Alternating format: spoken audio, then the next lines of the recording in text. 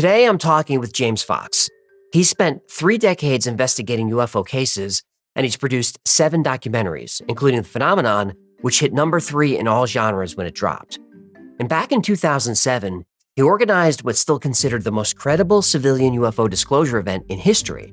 14 military and government officials from 7 countries, all at the National Press Club in Washington. But here's what makes James different. He doesn't chase headlines. He knocks on doors. He tracks down military records. He befriends witnesses for years before they'll even sit down with him. His latest investigation, the Varginha incident in Brazil, took him there 4 times in the last year. And what he found is significant. He found a neurosurgeon who claims he had face-to-face contact with a captured non-human being. We learned about a military officer who died weeks after handling one of the creatures. And for the first time, all the locations that James talks about line up on Google Maps. We're going to get into all of it. Let's go downstairs.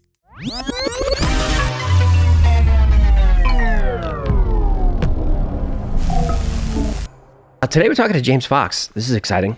One of the most prolific documentary filmmakers working in the UFO space. I don't call it UAPs. He got to start early, assisting his father, writer and photographer Charles Fox, conducting interviews for Rolling Stone, Sports Illustrated, Car and Driver. And that foundation in rigorous journalism shows in his work. James has spent 3 decades investigating UFO cases, producing 7 documentaries, including Out of the Blue, I Know What I Saw, The Phenomenon, which is my favorite, The Program, and in 2007, he organized what's still considered the most credible civilian UFO disclosure event in history, bringing 14 military and government officials from 7 countries to the National Press Club in Washington.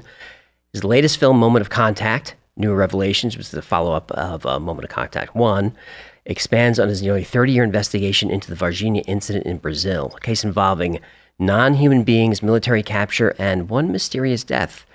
So remember, we're not here to convince or persuade anybody. We just want to hear the story. James, this is not a professional operation, but I am very excited to talk to you. Thanks for coming in. Oh, that was a great intro. I got to meet this guy. You got to meet him. His name is ChatGPT. Oh my gosh. Okay. So how do you go from working with your dad and interviewing Stephen Hawking to becoming like the preeminent UFO documentarian?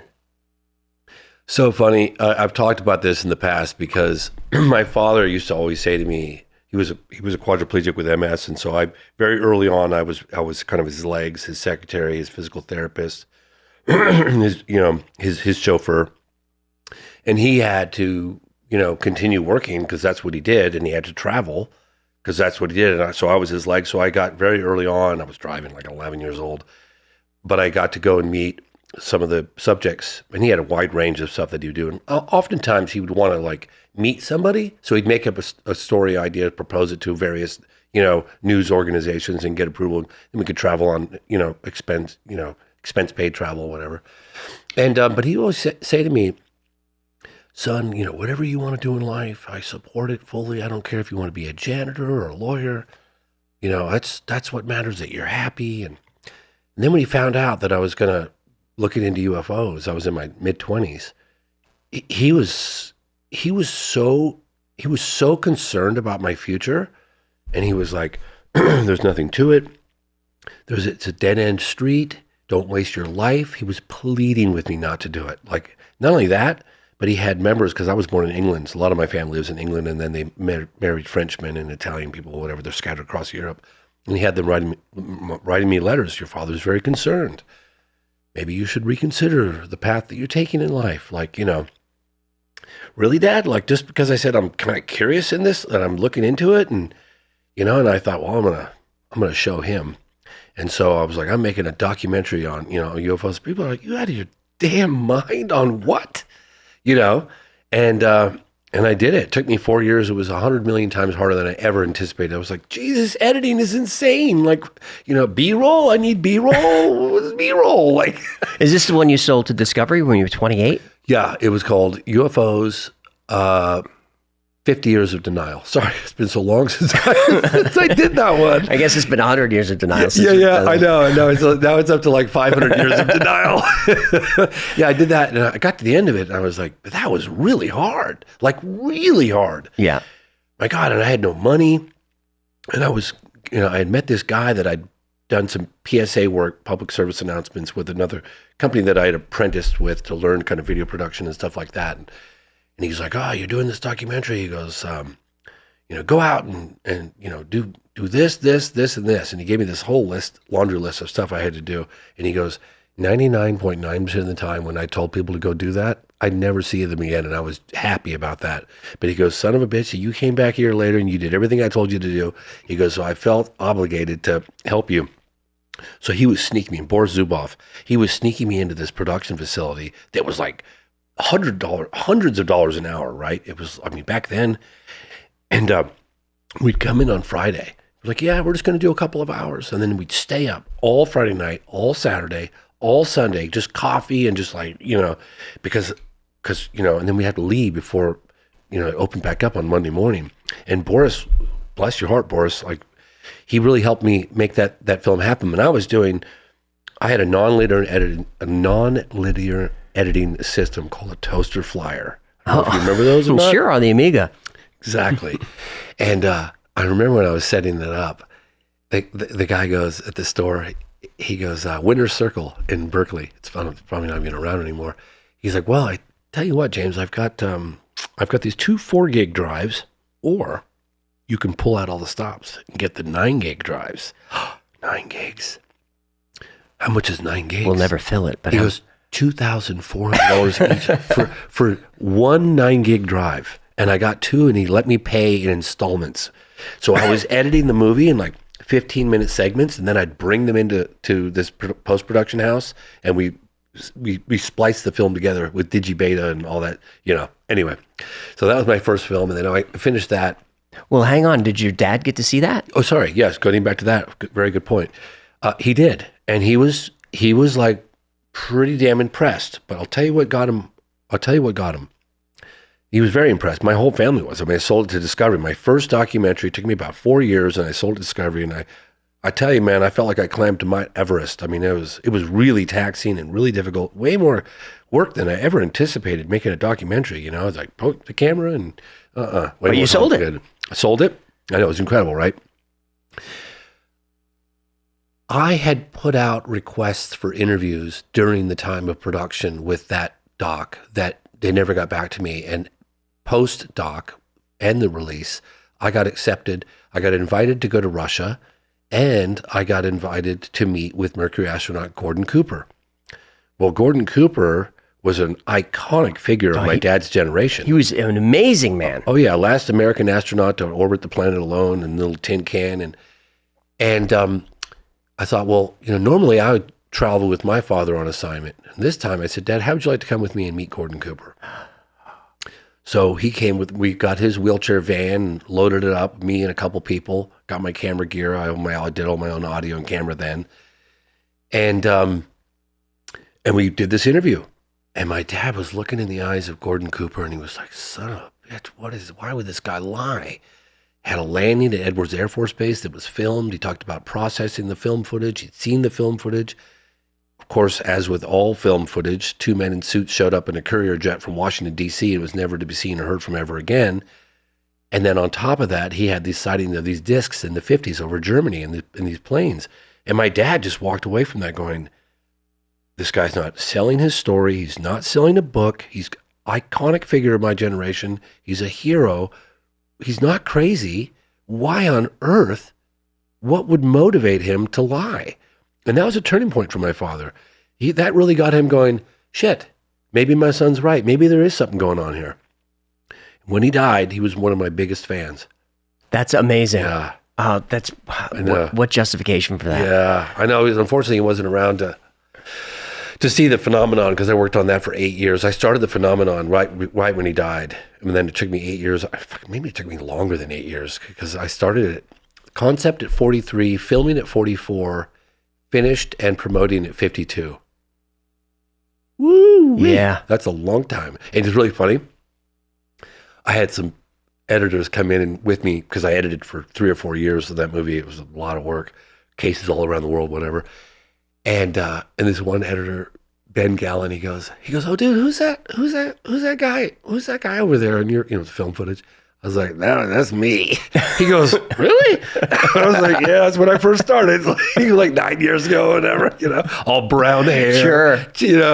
No wrinkle, whatever. But you know what I mean? It's really funny. I was like, yeah, that took the wind out of my sails on that one, But, yeah, so that's kind of how I got started. And I never anticipated that I was going to be the UFO guy making UFO docs, right? Well, what was the click that made you suddenly get interested in that? Well, so I had a friend of mine, this guy, Renee Harris, from high school. And when we graduated from high school, I was like, hey, let's fly to Europe and let's drive across. Let's get a car in London and drive to Portugal. So we bought this, we flew to London together. He had way more money than I did at the time. Best friends to have. Yeah. And we bought a Fiat 131 and we painted the doors red. We thought, let's spice this car up. It was white. So we painted it red on the hood and the whatever. And then we drove it to Portugal and ended up having to ditch it in Portugal and came back. But we went across Europe together, really, really good friends. And then he was like, I'm just hungry all the time in Europe. He's this big guy. And he's like, the food portions are so small in Europe. I need more food. And he's like, and everything's so expensive. And he wanted to go home. So he went home a little early. I stayed on for, I ended up becoming an au pair. I went to London, sold clothing door to door.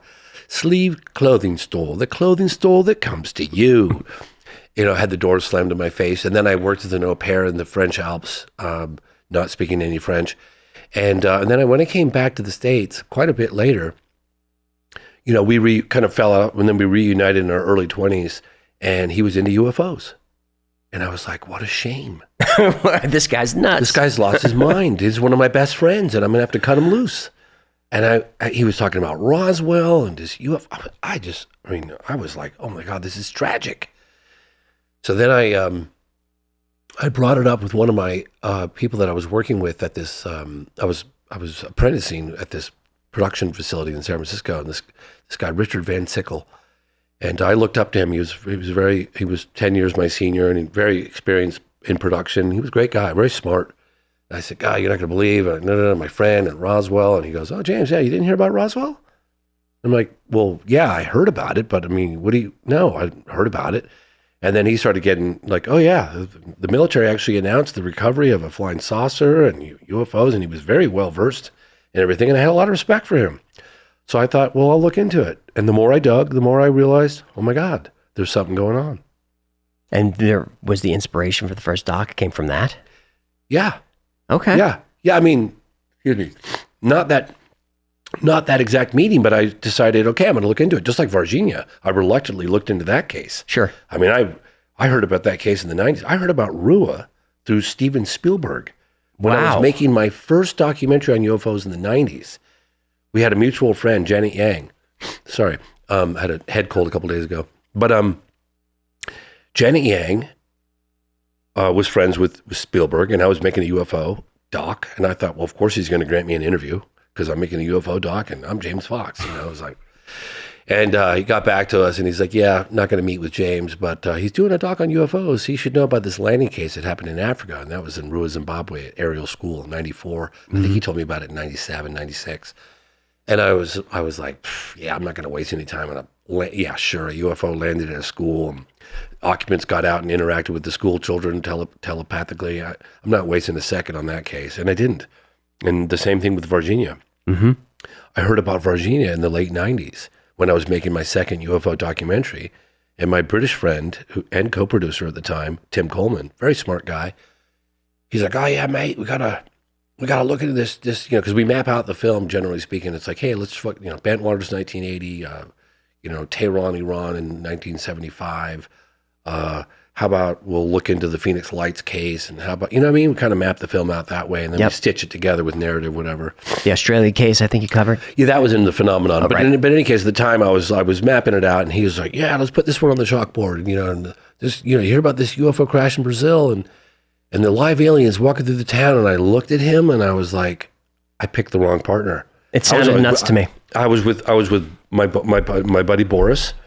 And he looked at me kind of sideways, and I was looking at him sideways. And then I looked at Tim, and I said to myself quietly, I think I picked the wrong partner. This guy's nuts. Not only did I not look into the case for over 10 years, so I finished Out of the Blue, then I did director's cut for Out of the Blue, okay, years later. Then I did a 2-hour special called I Know What I Saw I ended up selling that to A&E. It was broadcast on the History Channel. And then I got invited to, and that was before, and I never looked into the Varginha. I refused to. And then I got invited to Brazil, a place called Peruíbe, and I met with this guy AJ Javard, who's a Brazilian UFO researcher, magazine editor. And before I left, this guy named Jeff Sagansky, I think he used to be head of like Sony Pictures, and he was always very instrumental behind the scenes, helping me get distribution for my UFO films. And I was always really grateful because he never wanted a penny or anything, but he found out I was going to Brazil, and this was like 2010, maybe?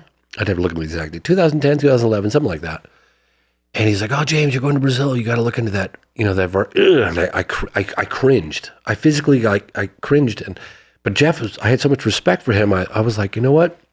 I'm not going to sit there and tell Jeff he's nuts because he's been too influential. He's too much of a nice guy. But I said, yeah, sure, Jeff. Yeah, sure. No, I'll definitely look into that. Yep, I'll report back for sure. Yeah, bye. Click.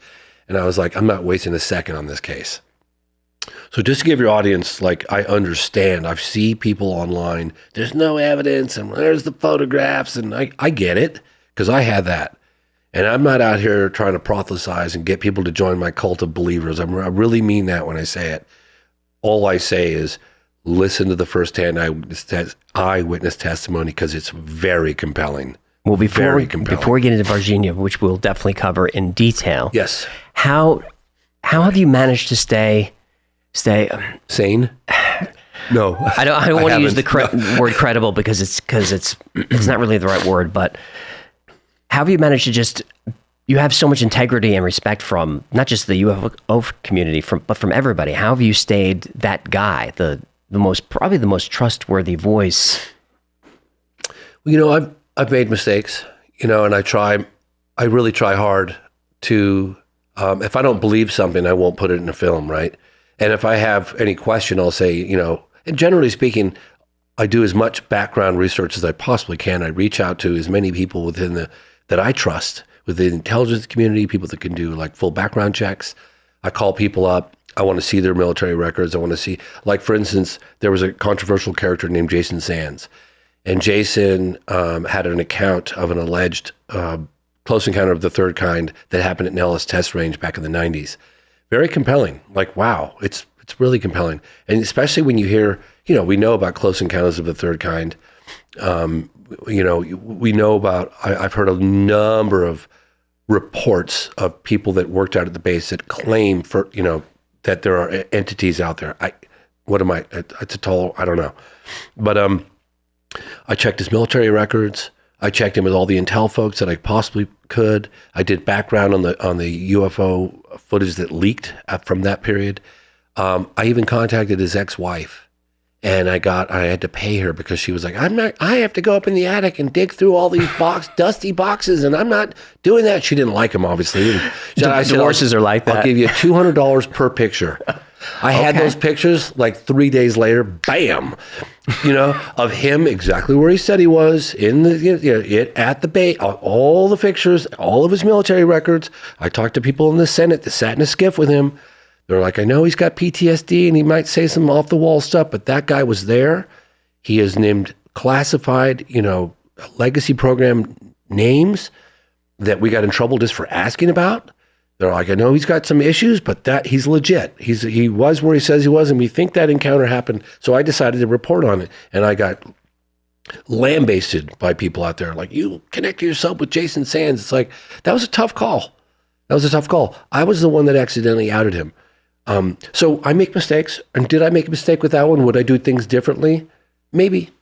But this is tough because we're now in an arena where we're having these incredible allegations of crash retrieval, legacy UAP crash retrieval programs. These are, really serious allegations. Where's the proof, right? So there's no smoke without fire. We sense there's people testifying under oath as to the existence of a crash retrieval legacy program. I've interviewed aerospace engineers and physicists that are directly involved or claim to be directly involved that would love to give us more information, but they need, so I do the best I can. Sometimes I make mistakes, and I'm trying to be kind to everybody, and I try to stay in my own lane. Where are you with the whistleblowers and the current narrative, the folks coming out of the Grush, Elizondo, the guys that come from military intelligence that have clearance, they clear their talking points for DOD? Where are you with this? Is it real? Is it disinformation? Well, so here's what I say to the people out there that criticize these whistleblowers. Fair enough, because they say, I'm sick and tired of hearing these allegations, and where's the proof? Instead of criticizing them, why don't we recognize the fact that they're saying that they want to tell us the classified details needed, but they are concerned about their personal safety, they're concerned about the consequences, they're concerned about their clearances. Those are legitimate concerns. So instead of criticizing them, why don't we figure out how to create a platform that will enable them to testify under oath to a bipartisan group of lawmakers publicly, right? So that's like one of the questions that I'd ask aerospace engineer Dr. Eric Davis. He's making some incredible allegations, right? He is. And he's like, look, I said, yeah, but this is really frustrating because you're telling me there's crash retrieval and there's pictures of aliens and all this other stuff, but where's the... And he's like, look, you get President Trump tomorrow to wave the magic wand and give me immunity, I'll give you all the details you needed. So instead of focusing our attention on attacking these people, why don't we just call their bluff and say, I'll tell you what, let's push members of Congress. This is what I've been doing recently. I just met with members of Congress in the task force in Washington, D.C. like 10 days ago. Yep. Right? And I'm trying to get them to look into the Varginha case. I'm trying to find out, like, how can we get hearings on more witnesses? What sort of environment can we get to create a platform for all these people that claim to have all this knowledge that want to come forward? They're terrified of the consequences. Why don't we create that platform? Why don't we focus on that? Because whether you believe Grush or not, if it's true what he's saying, it's the biggest story in the history of mankind. Of course. Let's call his bluff. Let's focus on getting the president, the executive branch, to say, hey, wave the magic wand, give these guys immunity. They're dying to testify. Let's do it. What are we waiting for? Even Eric Davis said he'd say everything. He said he would. He said it to me on camera because I was really frustrated too. And I'm sitting there going, and people just sit on the sidelines and criticize. I'm like, why don't we call their bluff? Why don't we focus more on resolving this issue as opposed to like, that guy's lying, he's deep, psyop, and this, that person. It's like, I don't want to hear it. All I know is that people are testifying under oath, saying that there's a crash retrieval program, biologics, all that stuff. What about the, what was his name? The ICIG, Intelligence Community Inspector General, that apparently David Grush said he'd given all the classified details needed to verify his claims in a SCIF. Thomas Monheim. Is it Thomas Monheim? I think it was. But why don't we put him, let's subpoena him and get him to give us those details. Why don't we focus on that? There's no talk of that. Do you see what I'm saying? Of course. So it's like we need to all get together. We need to stop bickering with one another, criticizing online, and focus on a common goal, like to make this happen. And that's what I was trying to do in D.C. That's what I was trying to do with the press conference. What is it going to take? Kirk McConnell was talking about it. He sat in on the SCIFs with firsthand witnesses. That was pretty extraordinary. He talked about the environment. There are some people like Christopher Mellon, for instance, is saying that Congress actually has the authority to do this. Yep. Not even, of course, the executive branch for sure. But the president of the United States can just wave his magic wand. And what's he got to lose? Nothing. Like there'd be statues of him all around the world. There would be. Not everywhere, but I agree. But if he, but where's the resistance? Where's the resistance coming from? Who's in charge? Well, so I talked to people in the task force just like 10 days ago. We had a closed door meeting, which actually Leslie Keene and Ralph Blumenthal just wrote about it today. That story came out in the debrief. I would highly recommend you viewers go check it out. 100%. Because it's got pictures and very detailed account of what happened.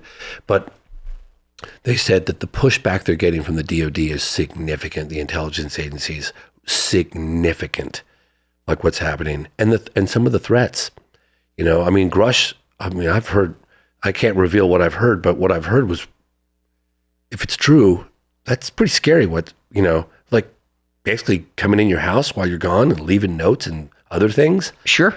Just like, we can touch you anywhere kind of stuff. Well, wherever you stand on someone like Lazar, believe it or not, the government made his life difficult for a good long time. Yeah, for sure. So what George, I trust George Knapp's reporting on that. I do as well. I trust him more than anyone. I really do. I have tremendous respect for him. So why don't they want us to know? There's some advantage that they have. Okay, so let's just let's live in an alternate reality for a moment. Yeah. Okay, and let's just imagine that this is all true. Okay, let's imagine that UFOs have crashed. Let's imagine that we have biologics. We've captured some alive. Let's imagine that we have this technology in a lab somewhere. Let's just say that the observed technology, with UFOs, and it's well documented for over 80 years, and some say it goes way back, but whatever. We'll just talk about the modern UFO wave. These things exhibit a technology that's light years advanced from anything we have in our possession. Even today, listen to David Fravor. Listen to the various pilots over the years talk about how flying rings around their fastest jets, and they got no wings and no tail and no visible means of propulsion. They can hover, accelerate from a standstill to out of sight, blink of an eye, right angle turns at high speed. I mean, they go. Kirk McConnell talked about the radar tapes. I mean, we have radar of these objects with no wings, these tic-tac shaped objects. They're in space. They drop down to sea level faster than a second. Yep. You know what I mean? 22,000 Gs. 80,000 feet in less than a second, okay? So whatever these things are and who's ever piloting these things, if you could weaponize that technology, you're gonna control, and of course that's how the military thinks. So let's just, again, in this alternate reality, let's just imagine that that's all true, right? Now, do you think that those in control of this technology, whether they've figured it out or not, there's a lot of controversy on both sides. Some people say we have, some people say we haven't, some people say we understand the technology, we don't quite know how to replicate it because of the power it would take to generate blah, blah, blah, blah, blah.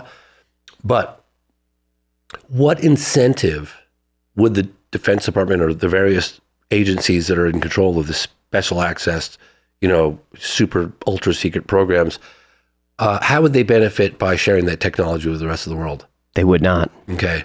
So, well, how about imagining if that technology got out to the Russians or the Chinese, right? So, and they weaponized it. They put a nuke on it. I could see that being an issue of national security. Sure. So we've been slightly pivoted a little bit, but the so-called biologics, they call them biologics, the non-human, intelligent beings, that should not be an issue of national security. So we're kind of pivoting to that. We've talked about that at the event. But they would have to admit that Earth is under some sort of observation. We have definitive proof that we're not alone. We have biologics. We've been lying to you guys for 80 plus years. Roswell was real. Magenta was real. 30s in Italy. We don't know who they are, where they come from, or what their agenda is. I don't see an incentive to disclose that either. Okay. That's a fair answer. Yeah, and I don't agree with that.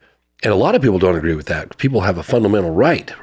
And what we're talking about that's happening in the United States, it's a global issue. This is going to impact the whole world. You know what I mean? I remember when I met with, this is probably one of the first times that I actually thought about the implications, and I'm all for disclosure. I don't care. The truth is the truth, and people should know. And if the technology has to stay a national security issue for all the reasons we just discussed, then fair enough, but at least confess that you have it. So say we have it. Look, we're not sharing it. We can't let our enemies have it, but we do have it. Yeah, I think that there should be an admission of that. I really do. I met with Robert Bigelow. It was right after I did I Know What I Saw. And I got an email from his, I still have the email. I got an email from his secretary. And she's like, Mr. Bigelow wants to congratulate you on a job well done. My film, I Know What I Saw. And I was like, oh my God, Robert Bigelow, this guy could fund my next, Right. And so we ended up having lunch in Las Vegas and at his house. And he's like, kid, because I was probably in my late 30s or maybe I was 40. Probably maybe 40. He's like, kid, he goes, we looked into it. I probably poured more money into the phenomenon. I had intellectual heavyweights in the scientific community and NIDS and this. And little did I know he was working on OSAP and ATIP at the time. He had a contract from Harry Reid. He was. But he didn't tell me about that. But he's like, and do you understand like the impact that disclosure would have and blah, blah, blah, blah, blah. And I was thinking to myself, like, no, what, I mean, kumbaya, group hug, wow, we're not alone. It's going to just unify, global, that's the way I always looked at it. I thought it'd be really cool. We'd see ourselves for who we really are as one race, one species, one planet. How cool would that be? Right. And he just looked at me and he's like, man, we did a study on this and the impacts would be significant. He's like, you take and he said that. And I don't know. I'm starting to think that maybe he's right. Or maybe it's just the thing that the world needs right now, because, I think it would have unifying. It might be initially quite shocking, ontological shock, or maybe religions might have some issues with it. They might. But I think the Vatican is a little more open to this idea now. It's really funny you should say that because we reached out to someone to speak at our event. I probably won't mention her name, but she's like, "Oh, it's really funny that you reached out and made a request for me to present at your event in D.C." She goes, "Because high-level people at the Vatican are just telling me about this new witness that you found on the Varginha case. They think it's really significant, and they said you gotta watch this. You gotta watch this video because if true, it's the most significant development in the history of the phenomenon." And I have to say, I think it is. So anyway, I agree. Where do you stand? My favorite landing video is the Holloman Air Force Base video. Yeah, I mean the video that we don't have. We don't have, which we do. We do have it, but we don't. What do you think about that? What happened there? Oh, just like every other case that I've ever investigated, including Socorro and Rua and Varginha. I don't know. I always think like that's impossible. I remember the first real serious time that I'd heard about the Holloman landing case, I laughed it off pretty quickly. and then I started investigating Socorro. And that Socorro is very close, stone's throw. I started reading articles from a woman named Coral Lorenzen of the UFO Bulletin. And she had described some media, and she apparently a pretty reputable source during her time. She had described some interviews that she'd done with people at Holloman Air Force Base that had described this incident, one from the air, one from the ground, some other people, very good articles. And I thought, that's interesting. Continued my investigation of Socorro, and I ended up stumbling upon that documentary, UFOs, Past, Present, and Future, with Emmenegger and Sandler.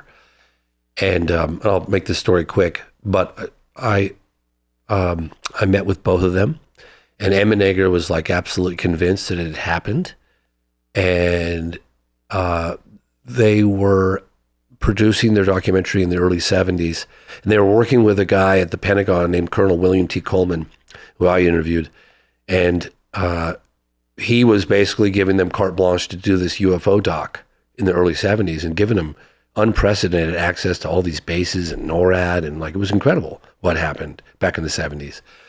And apparently, and this is one of the reasons why I believe this happened. And I was sticking my teeth into it kind of as a side project. I didn't even report on it because I was just like, whoa, let me check this out, as I was doing other stuff, making the phenomenon. And I got to know Alan Sandler. I went to his house.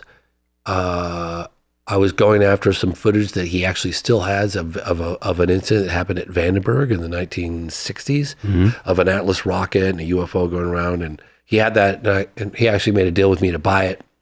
I was going to give him like $25,000, and then he was going to show it to me. I had to put the money in an escrow account, and he was going to show it to me. And if I liked it and it was everything he said it was going to be, he kept the money. I took the thing, off I go. And the last one, I got the money. In the last minute, he pulled the carpet out and he's like, I talked to my lawyers and it's really risky and this, that, the other thing. And I'm really well off and I don't need the risk. I was like, dude, really? So I've been, anyway, during this time, and I was also interviewing Coleman and Emmenegger, which I'm going to release all those interviews pretty soon for free on the internet. And Alan's like, oh, I saw that footage. And I was driving my car when he told me this. I was like, excuse me, what? You saw the footage from Vandenberg? No, I saw the landing at Holloman. I said, okay, hold on a second. Pull the car over, stop, engine off. Okay. You're telling me, Alan Sandler, that you saw the landing at Holloman? And he goes, yeah, I sure did. It was shown to me by a guy named Paul Shartle at Norton Air Force Base. Okay, so why is it that Emmenegger doesn't know that? That's weird. So I closed my eyes and I got him to give me the description. Now, he was like, this was clearly not fake. It was a real film footage of a real flying saucer that really flew and really landed. And he goes, James, just like in a sci-fi movie, the door opened. It didn't have any seams or anything. It just opened up and plump. And he was like, I think it was, our technology back in the 70s. We have a flying saucer and we set it up as like a training video as to what we do if we made contact. I don't agree with him, and neither is Emmenegger, neither did Paul Shartle. But I don't know if he knew and he was just trying to, who knows? But that's what he said. So I said, so you're telling me it's not a special effect? He goes, no, man, this is real footage. It was shown to me by Paul Shartle. Emmenegger happened to not be at the base that day. And the very next morning, 2 men in suits showed up. You never saw this, and it took the footage and it was gone. And so for whatever reason, Alan didn't tell Emmenegger. And I actually got on the phone. I got the interview somewhere and I was like, all right, Emmenegger, I'm here with Alan, or maybe I was with Emmenegger and I had Alan on the phone. I was with Emmenegger. And I was like, do you know that Alan saw the footage? Why didn't you tell me? So Alan saw that footage and he described to me in vivid detail. And if you want me to tell you what he described, of course, I'm happy to tell you. I've seen the landing, but I haven't seen the doors open. So, I have not seen the landing, so I haven't seen any of it. But in any case, this is what he told me. It's gorgeous. Oh, man. He said that there were 3 discs coming over, escorted by military jets, coming over Holloman Air Force Base. I can't remember. It was daytime, but I can't remember if it was afternoon or morning. I'm sorry. I just can't remember. But it was day. It was daytime. No question about that. So there were 3 discs coming in at rather high altitude, and that 2, when it got to a certain proximity of the base, 2 of them peeled away and 1 came down, and he said it came down almost like a leaf, kind of like it was unstable and maybe had some issues, whatever. I was like, yeah, that's kind of how they fly. Came down and he goes, landed on some pods. I said, well, was the camera on a tripod? Did they anticipate it coming? And I believe he said it was cameras on a tripod. So they were expecting it, so-called. I guess they would be. And he goes, James, he goes, the most incredible part, this is the part I never forget. He goes, there was no door, it just like a seam. There was no seam. It just opened. He goes, and it just dropped down. 2 entities, I guess, came out. He didn't really describe what those ones looked like, because I should have asked, but he did describe what the other one looked like, and it had like Egyptian head thing, Egyptian tight-fitting suit. I think he said big eyes with the vertical slits, very small nose, very insignificant mouth, and it had what appeared to be some sort of what would be a communication device in his hand. And that came off, met with some base people at the base with a Jeep. Mm-hmm. That one got in the Jeep and off they went. And I said, well, what happened? And he said, well, the film footage stayed for a minute and then it just cut. And the disc was still sitting there when it cut. And they were, the steps out and it cut. That was it. And I was like, maybe this footage does exist. And then I started talking to other people about it. Hal Puthoff and Eric Davis and Christopher Mellon, and to this day, Alan's in his 90s and he's like, if you know where to look, it's probably still in the archives. I don't know if Arrows found it.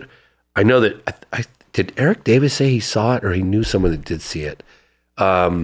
President George W. Bush apparently was aware of that footage and they had a conversation about it. So I actually believe that footage exists. Obviously, I can't prove that, but that's my background on that story. Have you come across anyone who could describe what the reason for that meeting was? Absolutely no idea.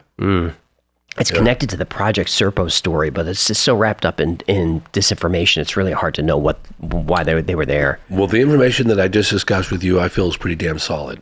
It's really solid. That is enough for me to go, am I positive the film footage exists? I don't know. One can never be positive unless you see it for yourself. But I would say high level of probability that footage is real. Yeah. And it does exist. And they almost got to use it. And I don't know how it got out. And Paul Chartle had gotten a call from Colonel Coleman. He was like, hey, these guys are coming to the base, make everything available. And I guess he had just processed it. And he was like, this shit was real. Like, this is not an act. Paul Chartle was convinced of it. He ended up dying in a head-on collision with his wife. Both died. But he did go on one TV show and talk about it with Emmenegger. And Emmenegger was absolutely convinced that the footage existed. He was absolutely convinced they almost got to use it in their film. And the recreations were based on exactly what that footage shows. So the military there was clearly anticipating that meeting. How far back do you think that goes?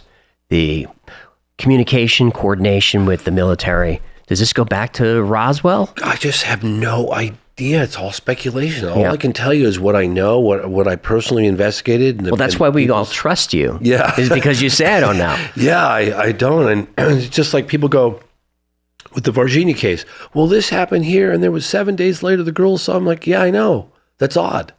Were there multiple crashes? Did the creatures hang out? Did they have an escape pod? Did they go travel through the water? How did they get there?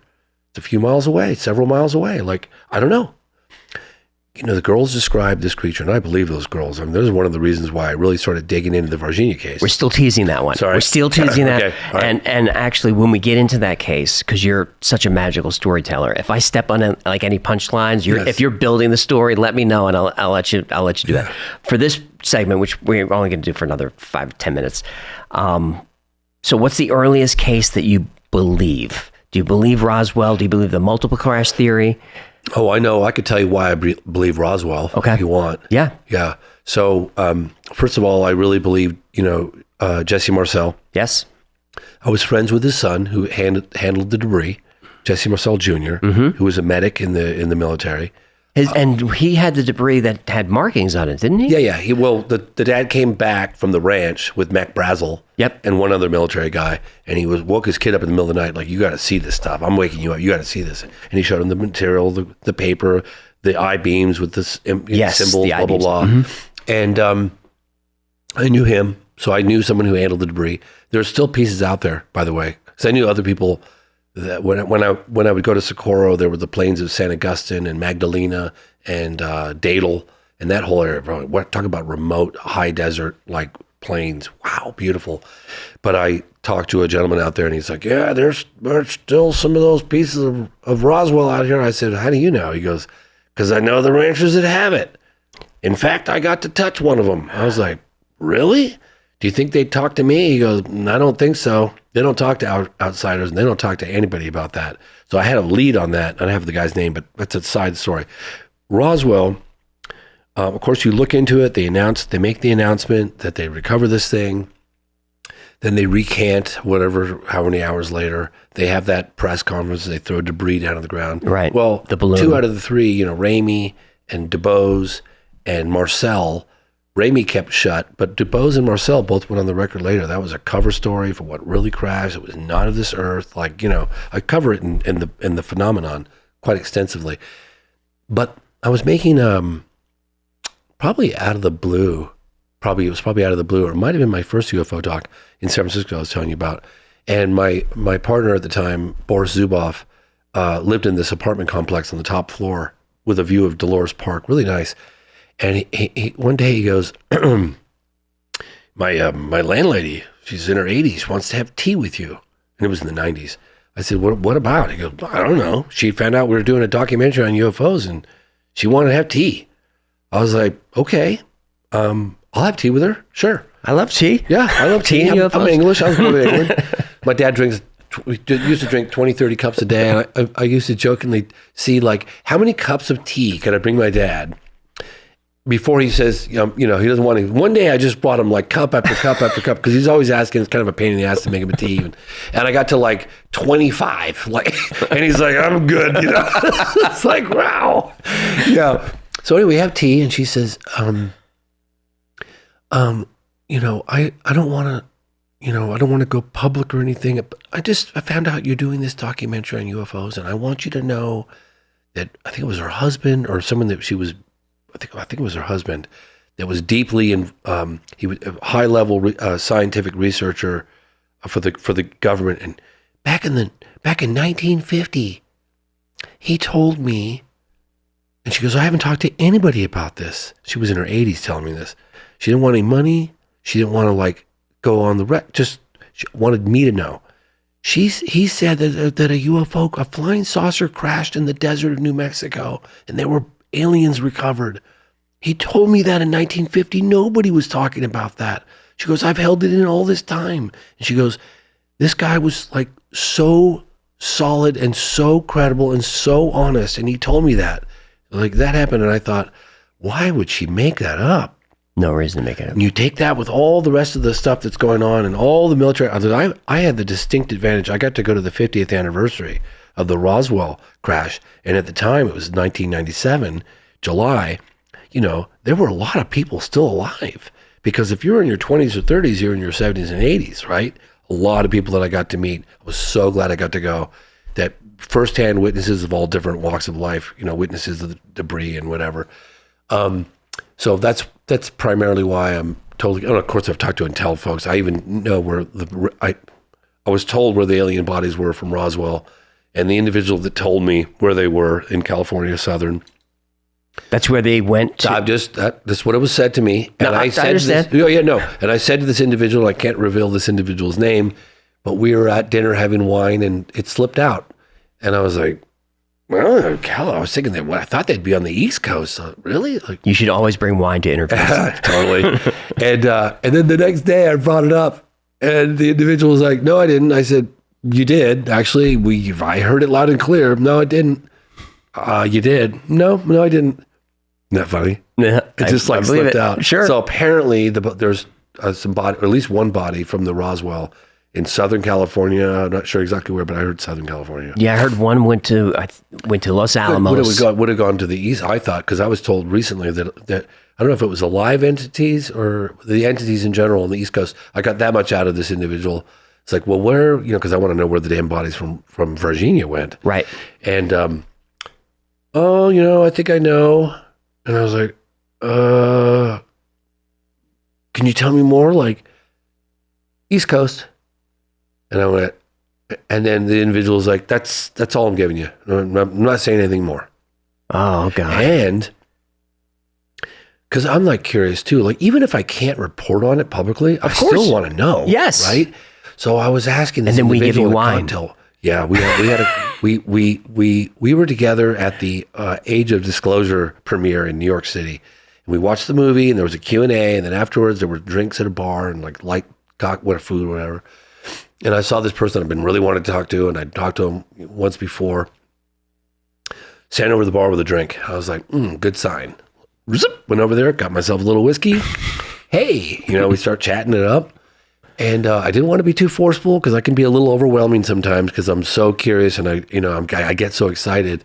But I was like, you know, I heard that, you know, there's not really like that many people like in the real know, like that with the percentage of, you know, how many people really know the bigger picture. He goes, say about 10 people on the planet have the bigger picture. Wow. Whoa. What would you consider like where you're at? He's like, probably one of 30. Wow. And I was like, okay. What about like Hal Puthoff? Because Hal Puthoff told me, he goes, you know, James, this is how much I know. This is how much I've shared with you. He's like, Hal's probably one of 50, I would say.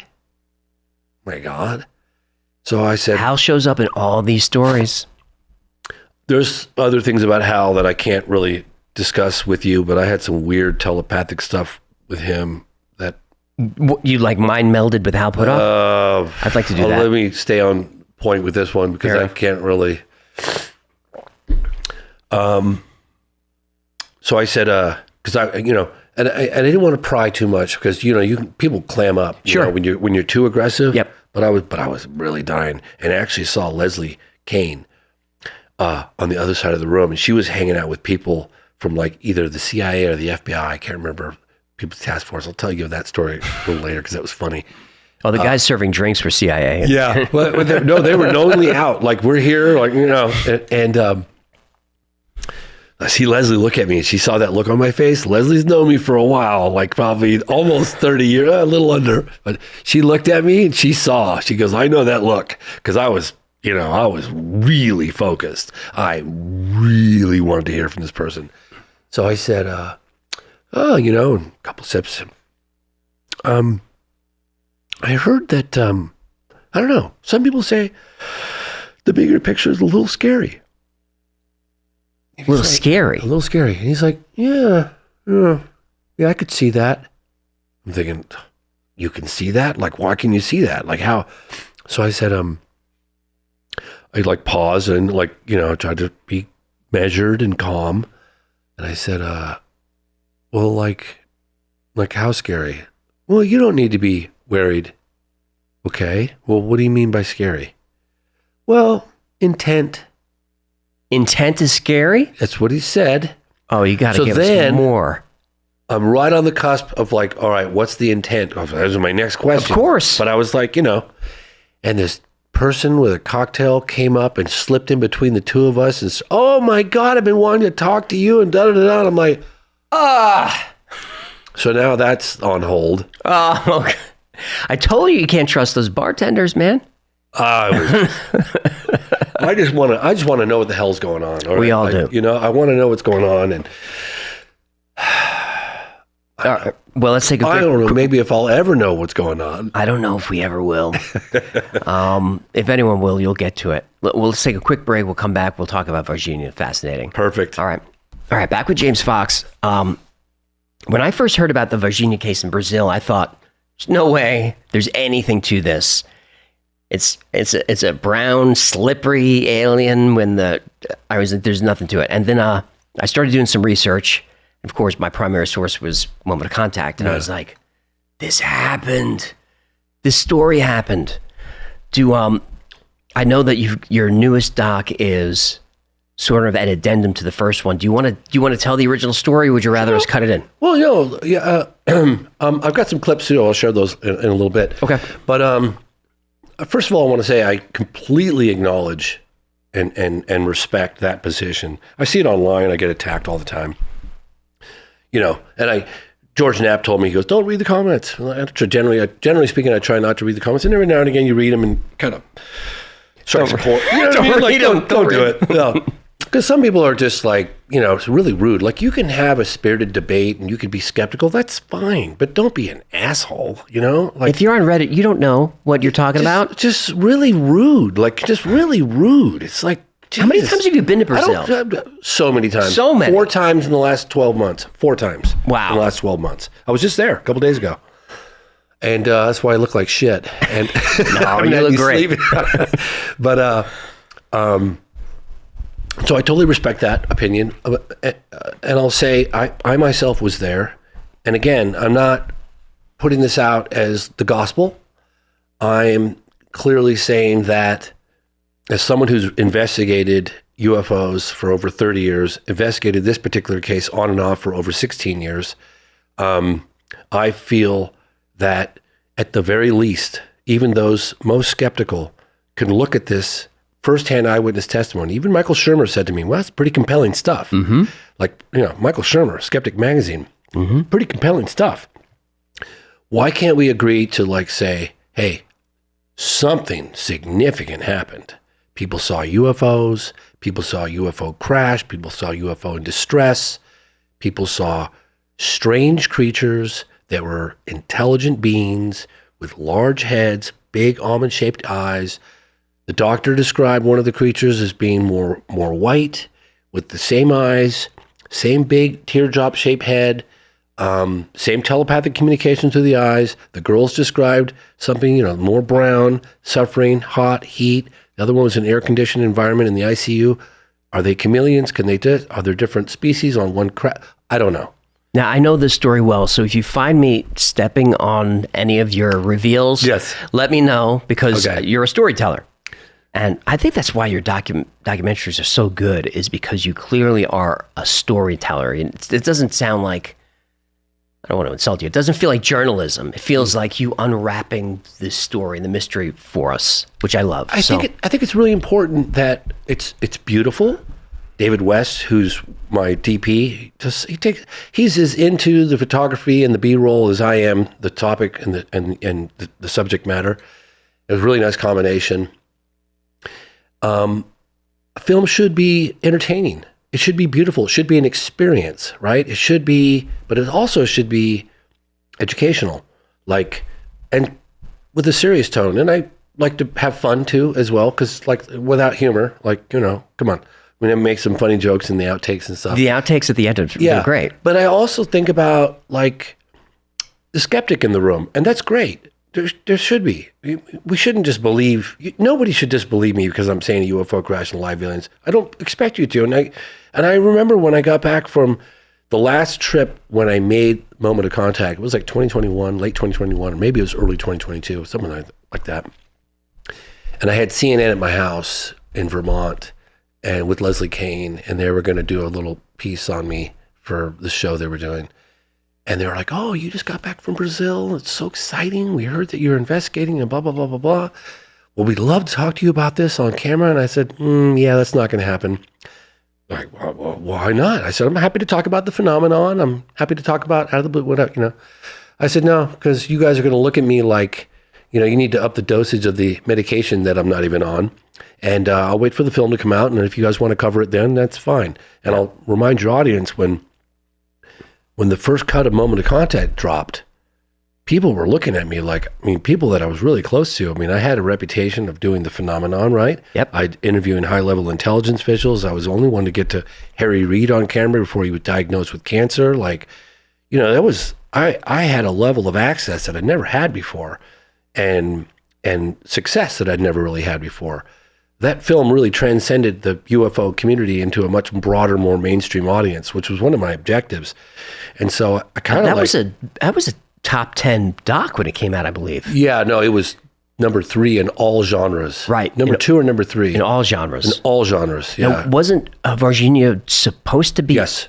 So you looked into it and you said, I got to do a whole. I looked into it for years, and I filmed, and I cut it all out. You said, I need to do a whole. I need more. I said, we need to find the crash witness. We need to find more of this witness. We need to Thank goodness. Yeah, and I was like, my counterparts in Brazil were devastated when they found out. Absolutely devastated. Remember the work we'd done already? Mm-hmm. And I said, Marco, sit tight. I promise you, we're going to go back to the drawing board. We're going to do just, this film needs an entire dedication to just this.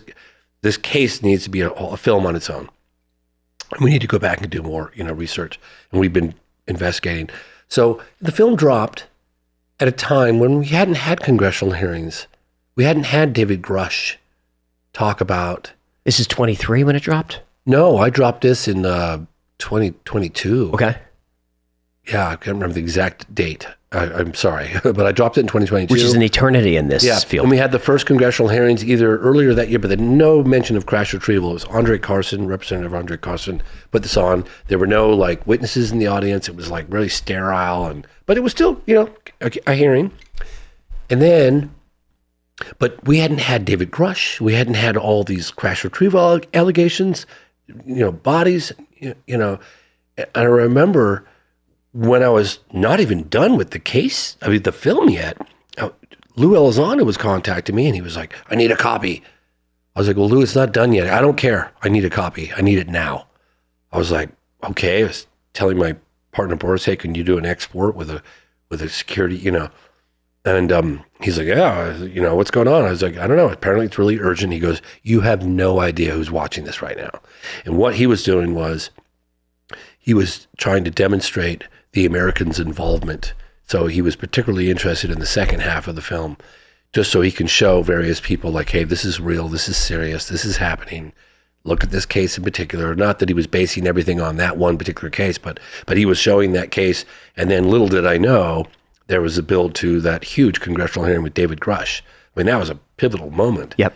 And I had people telling me you're really going to jeopardize the reputation that you've spent so long putting together and your access to tell folks, and now you're going to report on this alleged crash and these live aliens walking through the town. Dude, really? And I said, man, I'm telling you, I've been going there for years. I've been knocking on doors. I've been meeting with the firsthand witnesses. I'm telling you, there's something to this. Just hear me out, you know. And I put my neck out and I dropped that film. And I would say it did moderately well. And it was brought up on a number of occasions. And Joe Rogan had me on for the program. And I know we'd sent this other film out for him, but he didn't watch it because he felt the same way I did. This is bullshit, as if anybody else would. And then a couple people on his show, they were like, James Fox's new film, like, you know, and I was watching it happen because people are like, Joe, you know, they're talking about your movie on Joe Rogan. And it was like one, and then another person brought it up. Then there was like another little mention, and then a couple weeks go by and I'm in workout class, a bunch of middle-aged dudes get together, older than middle-aged. And we all just get together, it's the dudes only. Workout class? What are we doing? Pool exercise? And, weights, okay. Whatever, yeah. Just, you know, we have fun. We put music on and we work out really hard and we all have a good laugh and, you know. And every now and again I'll check my phone because sometimes my son's got an issue at school or something and I check my phone and it's Rogan and he's like, oh, bro, oh my God, I just watched Moment of Contact. Holy shit. Like that. I was like, oh, thanks so much. I'm really glad you liked it. He goes, you want to come on my podcast next week? And I was like, is the Pope Catholic? And he puts LOL, like he was really funny. And so that really kind of catapulted it. And then of course, you know, the congressional hearings and all that stuff started happening and it all started going down. And I remember when I was watching the congressional, it was one of the first times that my son wanted to go play with me. And I sat there in this chair and I was watching it live because I couldn't be there from my phone. And I just had tears flowing down my face, just constant flow, like a waterfall all the whole time, watching it going, all the ridicule, all the laughter, all being made fun of, and now this is starting to come out. And I can't tell you what that felt like for me. Someone who's just been ridiculed and laughed at. And that's why it's like today I'm getting heckled and people are complaining about there's no photographic evidence and it's bullshit. You know, it's like, okay, so what are you doing? Are you going to Brazil 4 times in the last 12 months? Are you knocking on doors? Are you meeting with neurologists, or neurosurgeons and forensic pathologists and all these different, you know, firsthand witnesses, tracking down military? Like, what are you doing? Like, I understand. You don't think that I want the photographic evidence? You don't think that I'm going after that with everything in my might? I'm going on every big podcast across Brazil. We're getting mentioned right now on the biggest platforms in all of Brazil. The events that we just did at the National Press Club and the film and the Italo's testimony is exploding across Brazil right now. 23 million followers, 20 million followers. It's like, it's happening, right? We have one of the biggest platforms in all of Brazil. They invited me on it, but I couldn't be there because I was here to be with you, and I need to go home because my kid hasn't seen me forever. And but Italo's going, and other people, part of my team are going. So it's exploding across Brazil.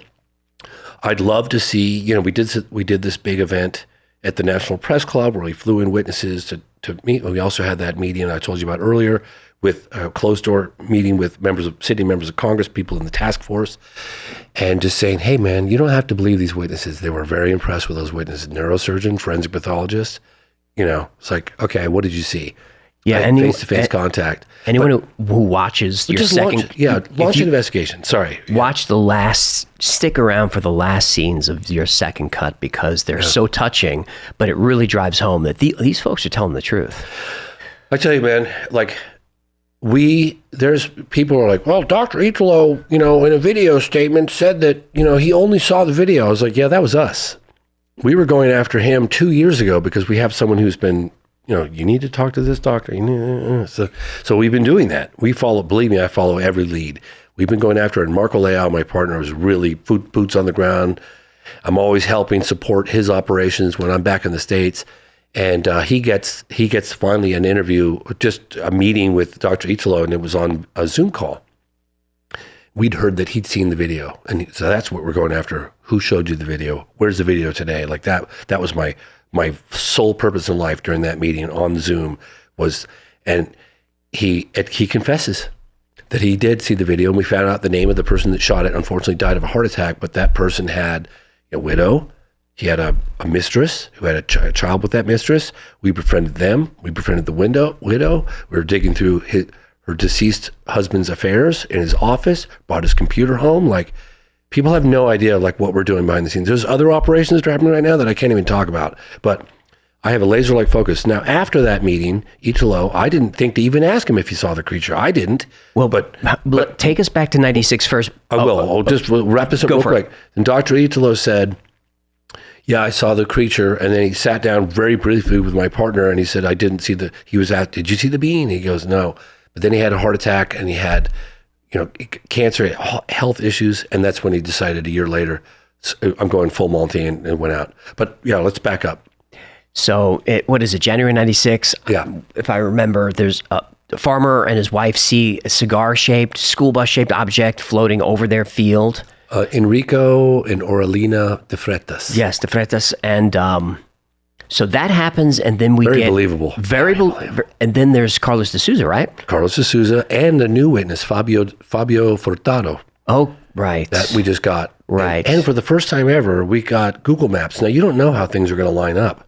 Google Maps, like, that's impressive, because it was like, well, this person, where do they live? Well, where did these guys? And where does, Aurelino, and where did Carlos say? And for the first time ever in this new cut, we got Google Maps, and we were like, oh my God, boom, boom, boom. Absolutely. Right here. Like, it's right there.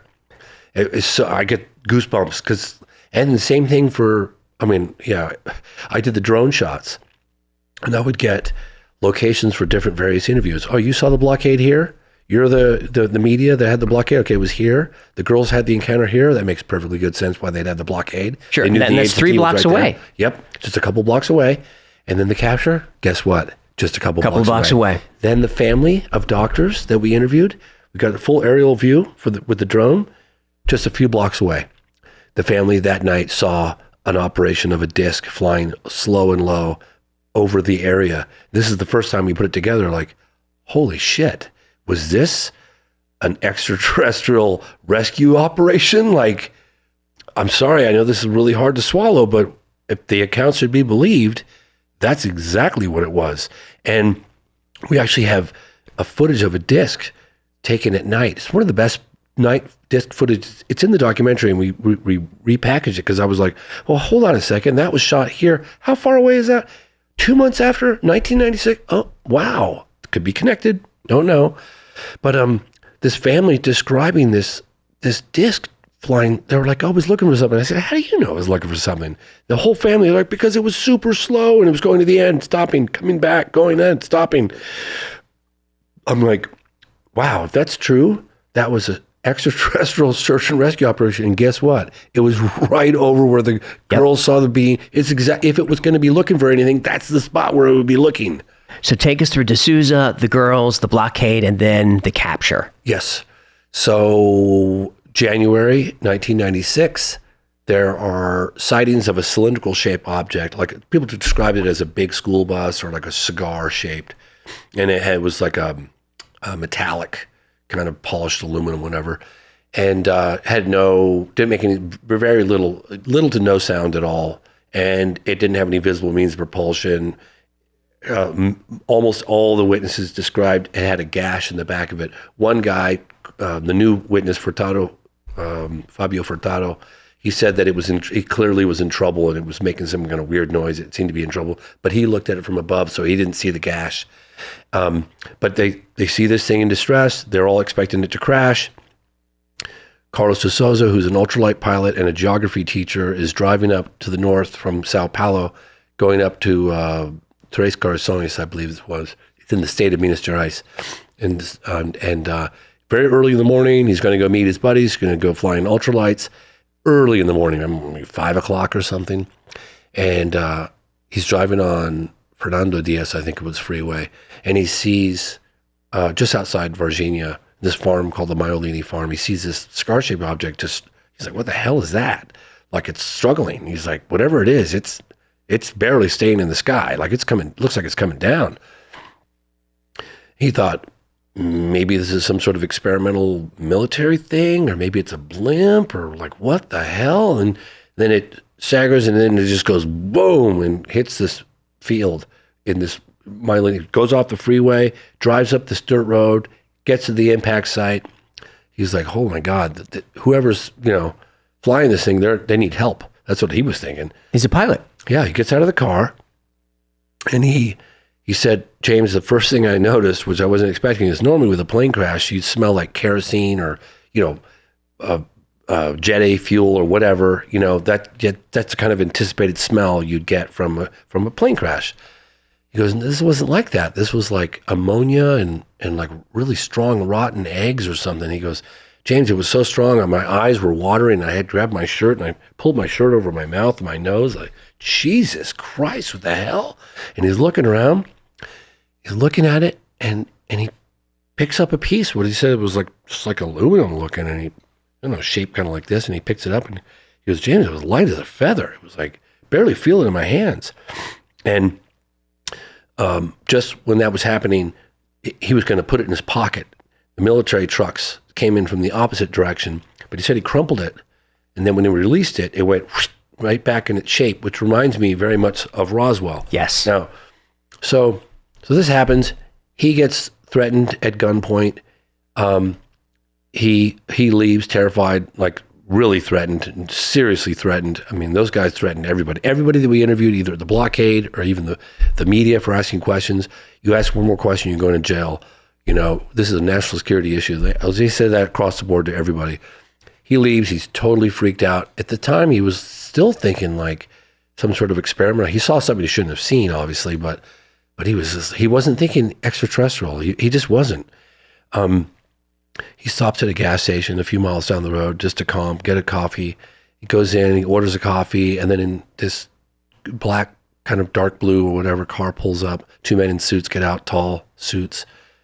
And they knew his name. They knew where he lived. They knew his wife's name.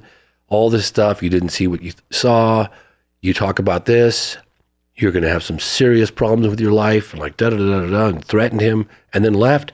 And one of the witnesses at the gas station apparently said, you can't let those people talk to you like that. You need to get their license plate number and here, take this piece of paper and go get their license plate number and report them. And he goes out there and there's no license plate on the car and it's gone. Mm-hmm. So he starts hearing reports in the media about these girls saw this strange creature. And that's when he was like, shit, maybe that's connected to what I saw, this UFO crash. Like, oh my God, maybe it was not of this earth.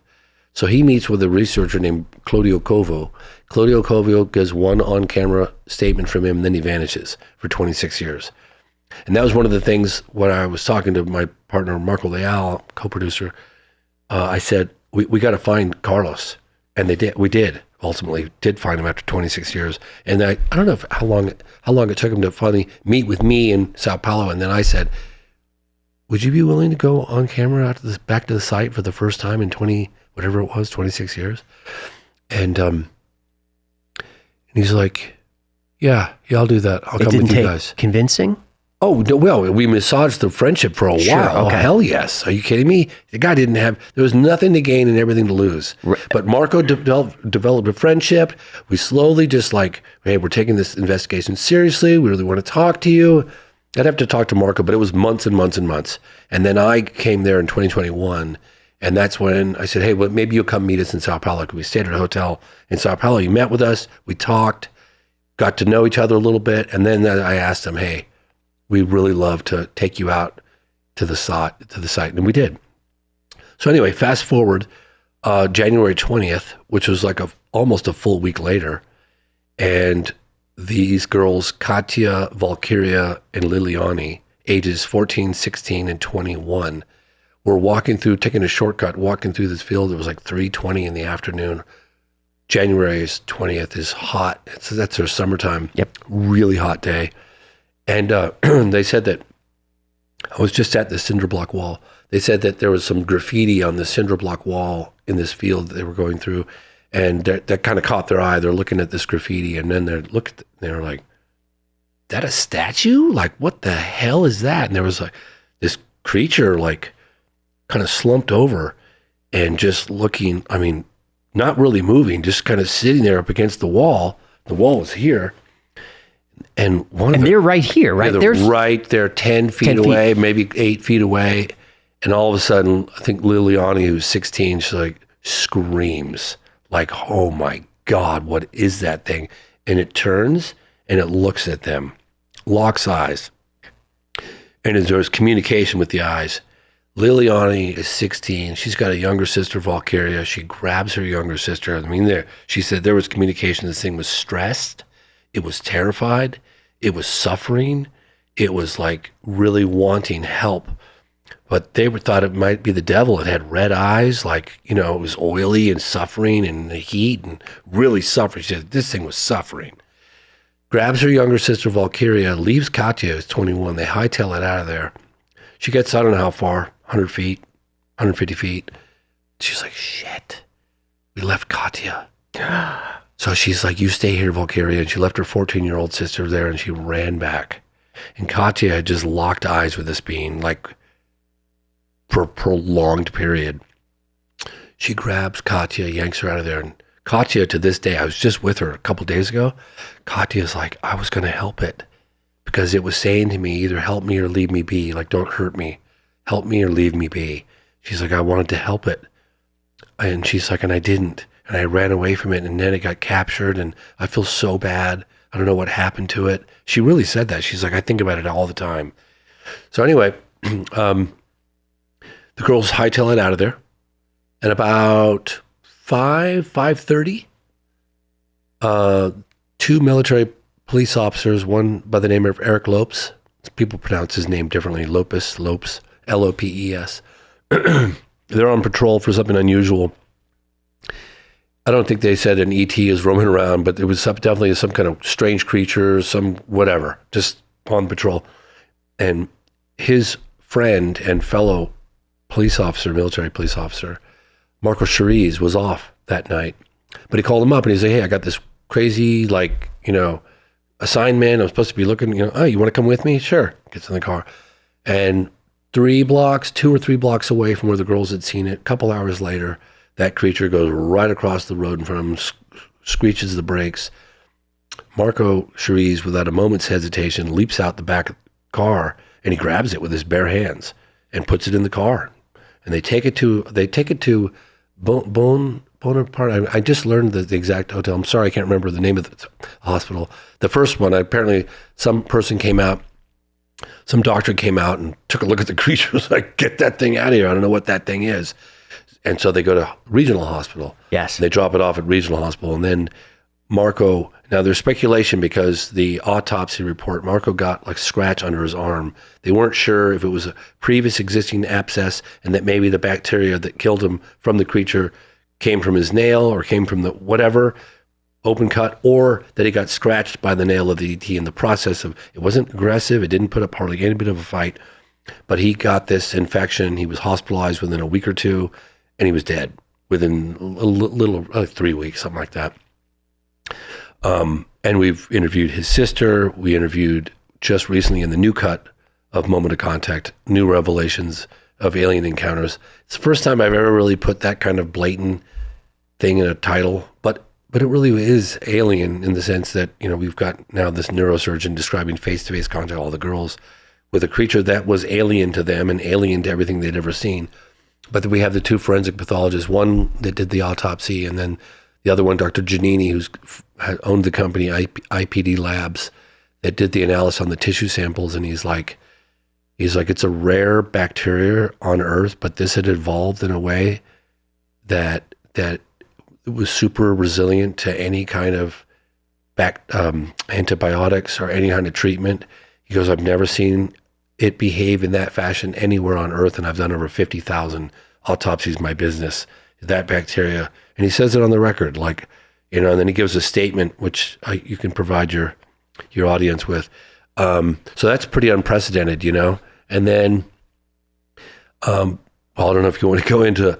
We got the capture, and then now for the first time, because we didn't really know what had happened to the creature that was dropped off, and there were multiple at least 2, and now we're thinking there's possibly more because more reports coming in, more details. We got the chief of police, Pedro Aguiar. We got his testimony for the first time ever. He died just months later. Thank God we got that, and we're working with his family. And he didn't testify in the first cut, did he? Oh, no. He was like a bar soap in the bathtub. Right. He was like, because we had heard that he had a photograph. And that's why we were going after him. Because I was going after, honestly, mate, like I had enough, in my opinion, there was enough credible firsthand eyewitness testimony in the first cut for me to go, all right, now the only thing missing is that photograph or that video piece. So I had a laser, like I still do. But that led us to a whole bunch of people, some of which I still need to remain nameless because it's ongoing and I don't want, the military to get there before I do. So I'm having to be kind of somewhat secretive, but I can assure your audience, there's no one on the planet that wants that more than I do. Trust me. And if I sat there and explained to you the lengths that I'm going to, that our team is going to, Alini Cross, by the way, is a new producer on the new cut. I throw a shout out to her because she's amazing. I'm working with someone who's actually completely bilingual now. With Marco, I love him to death, but his English is not, so it's really frustrating. But now I'm getting crystal clear communication with all the people. It's like, oh my gosh, this is amazing. But we were led to him, so the chief of police, by photographic evidence, and then as it turns out, we find out that he too participated in the event and saw the creature. So like more and more stuff that comes out, and we're now starting to think that the creature that Dr. Italo, the neurosurgeon at Regional Hospital, saw was the first capture, because he saw it during the morning of the 20th, and there was the capture by the fire department. And when you're in the fire department or the police department, you're with the military. It's all connected to the military. And so we now have details of the chief of police, Pedro Aguilar, both from 3 of his children, his wife, and his lawyer, all on camera for the first time. And now we have vivid details of what he saw, that first capture. And we think that possibly is the one that what the girl saw was not the same creature as what neurosurgeon Italo saw, because I was like, well, wait a minute. When were you at the hospital? He was like, I saw that thing in the late morning. Well, that capture happened in the morning, and that was also alive. So now they're both alive, right? They're both alive, yeah. Yeah, they're both alive. So now we're thinking, but there's also reports of a dead one. We got the guy at Regional Hospital that did the x-rays that wanted to be anonymous. Yes. Marco went after him for 5-6 years when he was still working at the hospital. No. It was just no. Confirmed. Yeah. I participated. I took x-rays of it. It was in a bag, blah, blah, blah. But we finally got him to go on the record. Thank God. And he's vanished ever since then. And then we got military acts, so we knew. Didn't they steal his, or grab, or yeah, they took confiscated all of it? All of it. He said, first time in history. And they were like, thank you very much. Shut your pie hole. Yeah. So, but anyway, sorry, I'm rambling because there's so many little bits and details that I'm learning. But I'm thinking now that we have that first morning capture on the 20th that took place with the firemen. Now we have vivid details of that for the first time as of 3 days ago. That's probably the ET that Italo saw. Now, were they different races or species? Slightly different variations of? They all have the big teardrop-shaped head. Or are they like chameleons? Can they change when they're suffering? Do they smell when they're scared and suffering in the hot heat? Maybe they excrete. I really don't know. It's all speculation, right? Can you describe like what the creatures look like? Because these weren't typical grays. Yeah. So what the girls came within a few steps of in broad daylight, all 3 of them, was a about 3.5 feet tall creature, spindly arms, spindly legs. Some people say that like it had like toes like this, with another one that maybe came out the side for stability, right? Maybe in, unless they're walking. And it had big teardrop-shaped red eyes, big head, tiny mouth, slit for a nose, no real ears to speak of.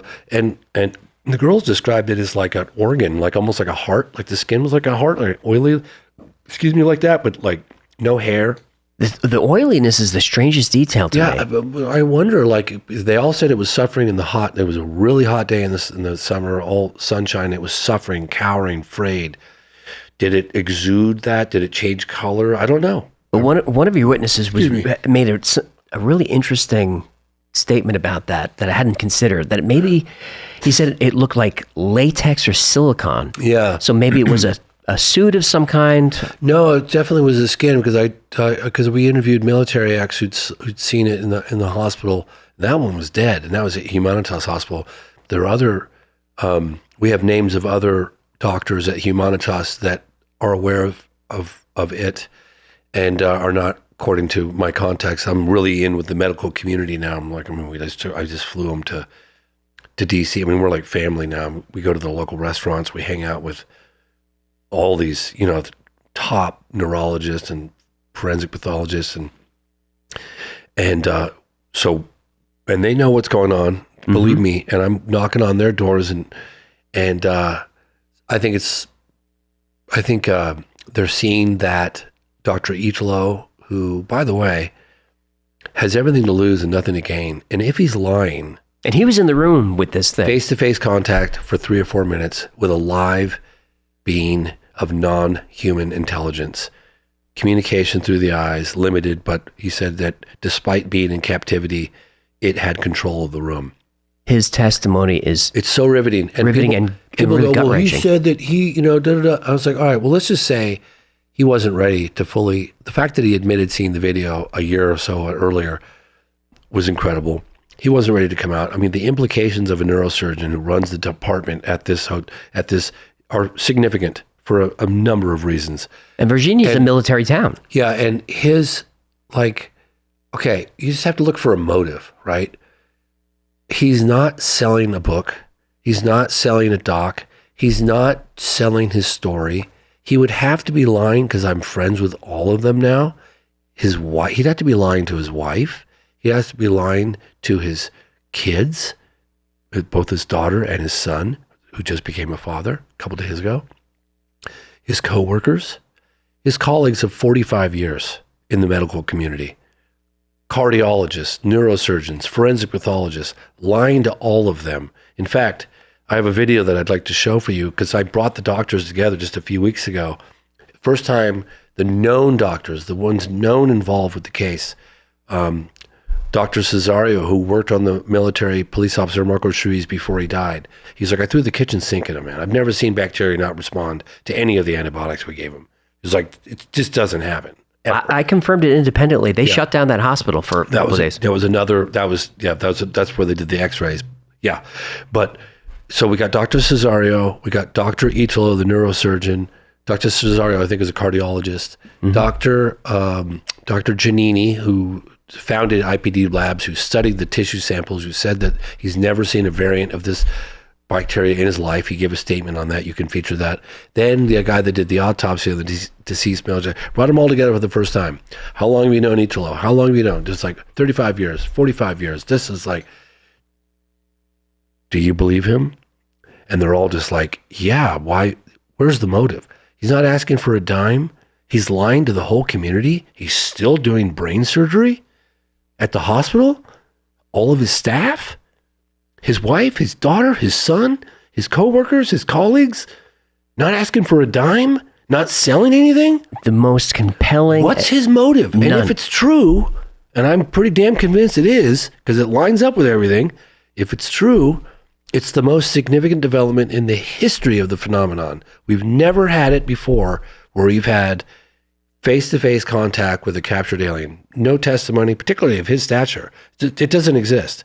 It's like people that poo-poo this case, it's like, if you look into it, there's never been this much first-hand eyewitness testimony in the history of any UFO crash cases ever before. Didn't Dr. Italo hear it in his mind? Didn't it communicate with him? He said there's a lot to learn from the eyes of that being, that it had the most tranquil, peaceful, compassionate, non-judgmental stare that he's ever seen from anything. And then he kept describing it as a higher level of intelligence. He also revealed some details, because I really went through it before we did this event at the National Press Club, which you guys can watch on, I think it's News Nation covered it live. It's out there for free. You can just watch it on YouTube, whatever. Yep. But I really hammered him hard on, because I wanted to get every possible detail I could in the short period of time at the National Press Club. And he was like, yeah, the bean, my first time I looked at it, because he was like, he goes, well, first of all, my partner, Marcos Vinicius, did a little procedure. I think it was like a suture, whatever, a little stitch or something. And he goes, I was in there for an unrelated issue in the hospital, and my partner, Marcos Vinicius, fellow neurosurgeon, grabbed me And normally when he grabs me in the hallway, it's like someone's dying. I need your help immediately. He goes, it was urgent. Grabs him and takes him into the ICU. And there was a makeshift ICU with like a makeshift curtain kind of thing. And then before that, he's got a video that he's showing him on this screen of some procedure he just did. And he was like, what the hell am I looking at? What is that? And he described maybe children get this really weird thing where their heads can really swell up and weird deformities or whatever. He's looking at it and goes, shit, man, it doesn't look like it's from her. What the hell is that? And the doctor, Marcos Vinicius, goes, it's right there. So he draws the curtains or goes around the other side and he goes, I said, how long was it before you knew it wasn't of this earth, non-human? He goes, the second I looked at it, I was like, holy shit. Mm-hmm. Like, and he looked at it and he goes, my medical profession was initially like, okay, I look at a patient. Is it in distress? Is it breathing? Is it, and he did a quick evaluation and he was like determined that like it was okay. It was stable, whatever. He's looking at it. And then the creature looks out the window and it was a blue sky and looked out the window like longingly, like it wanted to be out there. And then it looked back him in the eyes. And that's when he said he got the real communication that happened. What he was no longer looking at as a patient, he was looking at it as an entity, as a higher level advanced intelligence entity. And he said it just had like it was looking at him as though he was a child. Do you know what I mean? Mm-hmm. And here we got a neurosurgeon who's like running the whole department, operates on people's brains, plays piano like Mozart. And he goes, it was looking at me almost like a child, not condescendingly, but like it was so advanced, so much higher, like an angel. So he described it as an angel. He did. And I just say to people out there, it's like, you have to look. First of all, we tracked him down and we wore him down. And then he had a heart attack and he was lying in the ICU, staring at the ceiling after we'd already confronted him on the video. Because that's what I was after the video. And he's like, if I come through this, I'm not, because Marcos Vinicius died of a heart attack in 2018. He goes, I'm not going to let this story to the grave. The younger generation needs to know this happened, and I'm a firsthand witness.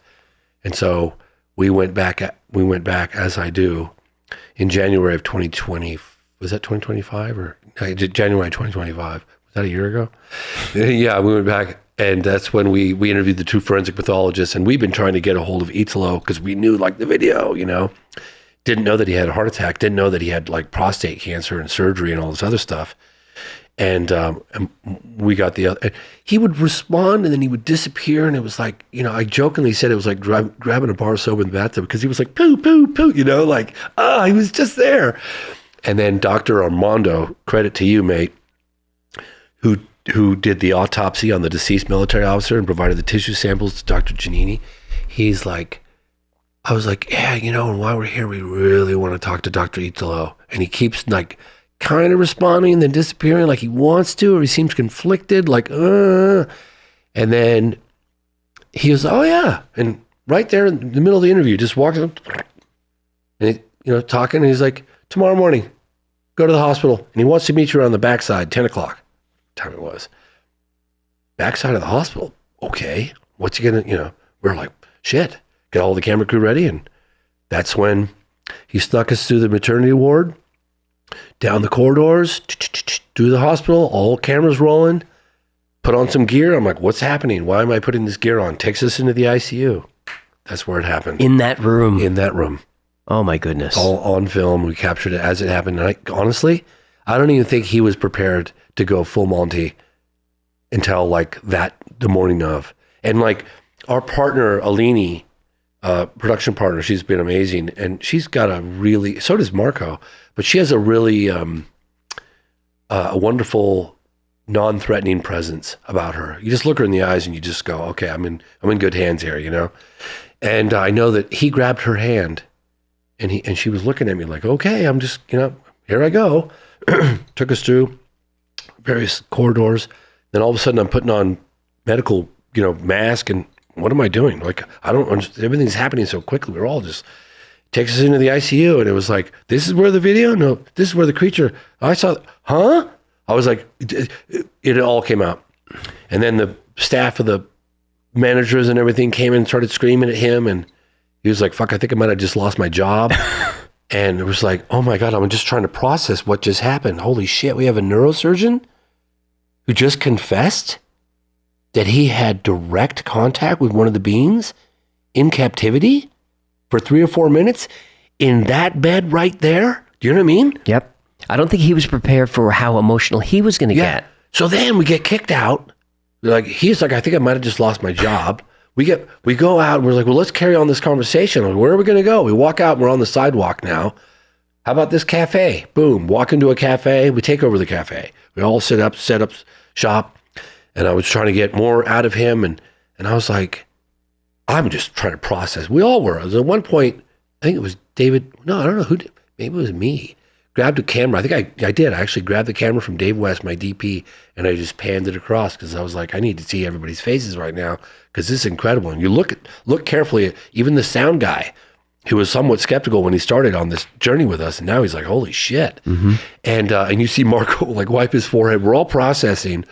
And then I said to him, what does it feel like after 29 years to come to talk about this?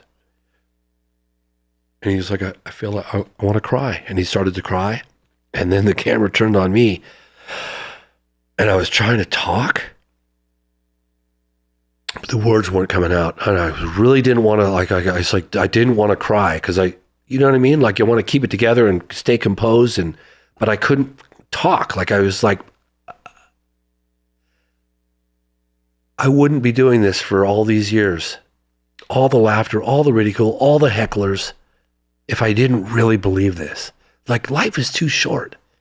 You know what I mean? It was the most touching part of the whole film. My sister died. Like, life's too short for bullshit. And I'm not saying, like, you have to believe this case. Don't believe it. Check it out. Listen to the testimony. If it's true, and I'm putting my career on the line here, but if it's true, this is the case that's going to prove it once and for all. Remember Carlos's reaction when you took him to the scene? Yeah. How emotional he got? Oh my God. You can't fake that. You don't need Leonardo DiCaprio or Brad Pitt anymore. It's like, no. And then I get choked up, and then it's like, I've known this doctor. I mean, we met on the phone. He jokingly calls me, oh my God, because when he confessed to seeing the video, I was like, oh my God. Where's the video? Yeah. So, well, we could talk about that in a minute. Okay.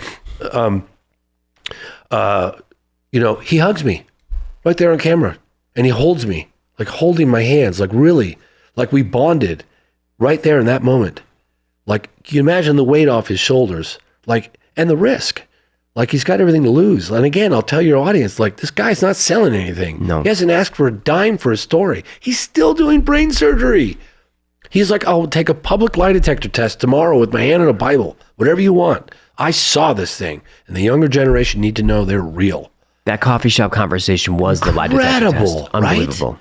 How do you, so again, I understand the skepticism, and I know the need for videotape evidence, photographic evidence. There's nobody in the world trying harder than I am, okay? I promise you that. And I can tell you that the military is following me, following this case. No question about it. We're just trying to get to the people first.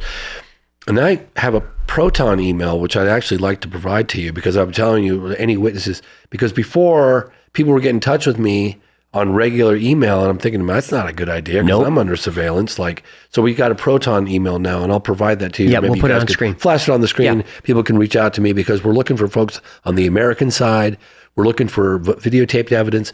We've announced a very large reward for said evidence. I've done it on huge podcasts all across Brazil. We're doing more podcasts right now, TV episodes, and we're stronger together, and courage is contagious. And I've been saying that to people. We're stronger together, and courage is contagious. And believe me, there are other doctors and there are people that are watching very carefully what's happening right now. Are there any videos you want to show us? We have about 15, maybe 20 before the next break. Okay, I think this is important. Sorry, I'm going to wipe my nose here. This is just a couple weeks ago. I happened to be with Amar from Yes Theory. His team actually filmed this. And in Varginha, Brazil. And we're at Dr. Armando's house, who was the guy that did the autopsy on the deceased military officer. And it was the first time in history we brought all the known doctors together. And so I just wanted you to share this little video, and I'll play it for you. Question. I'd like It's got volume. I'd like to ask Janini how long Janini has. Oh, it's okay. I don't need to hear it. Yeah. And I thought we had subtitles, boys. No? Yeah, there we go. It's all in English. Oh, yeah. Some of it's not. Yeah, so basically, I'll let them That's Dr. Cesario. He worked on the military officer. And where did you shoot this? I shot this at Dr. Armando's house in Varginha, Brazil, just a few weeks ago. That's Dr. Janini, who studied the tissue samples analysis, forensic pathologist. The guy to the right is Dr. Armando, who did the autopsy. And then Dr. Italo's right there, grabbing his arm. He had face-to-face contact with a living entity at Regional Hospital on January 20th, 1996. You guys believe him? And I'm asking these guys, how long have you known him? Do you guys believe him? And everyone's like, I've known him 45 years. I've known him 35 years. He's still doing brain surgery. Like, I just think it's important. And I've got their wives there. All their wives are there. Their children are there. Like, this is like real. You know what I mean? Like, these guys, I just can't imagine how he would benefit from lying. I'm at a loss. Yeah, right. Okay. Yeah. So that's, and anyway, I don't have to go through all of these, but I want you to, if you're seeing this or not, but I need to watch this, but whatever you play, we'll see. Yeah. So this is, I'll just describe this. This is, I took video statements from firsthand witnesses, children, wives. That's one of the sons of a firsthand witness that was in military police. This is his daughter. This is his wife, all saying, yeah, my husband was a firsthand witness. He saw the creature. And it's important because he said he was a firsthand witness. His name is Pedro Aguiar. He was the former chief of police. And he's the one that participated in our film and then died. Mm-hmm. Now, he told us on film that he was the first he did see the creature. He did participate in the event, but he didn't go into any specifics. But it's one thing to go on camera and say that. But then when he tells his wife and he tells his children, yeah, man, this happened. This is real. I participated. And then we talk to his lawyer. It just changes everything. And this is the actual site. So on the other side, I might actually play this, kind of fun. So, the cinder block wall where the girls came within 8 to 10 feet of that creature in broad daylight. Yep. So on the other side of that wall, just like that far away, is a mechanic shop. So we went over to the mechanic shop and we actually got one of the witnesses who was on the other side of the wall while the ET was there. And he talked about, he got there right after the girls had seen it and saw the imprint where it was. He smelled the smell, the ammonia, the sulfur. Everyone says he smelled it. He smelled it, yeah. There he is right there in the blue shirt. Exact location. Yeah, girls saw the creature. And this guy's a mechanic. That's the cinder block wall. And then right on the other side of that wall was the mechanic shop. He was there that day. Isn't that crazy? Unbelievable. Military activity and he's like, oh yeah, I walked right over here. I saw the thing on the ground. I smelled it. I missed it. So he was working on a car when the girls were looking at an ET, right there, It's so crazy, Anyway, there's a bunch of other statements that, I had Liliana, Valkyria, and Katya apply for visas. We had military ex who drove the creature. All of his military records, all of his photographs of the truck that he was in the operation, driving the creature. We had Marta, the sister of the deceased military officer. We had... what about Marco's wife, the officer who died? It was Marco, right? Yeah. I'll get to that in 1 second. Okay.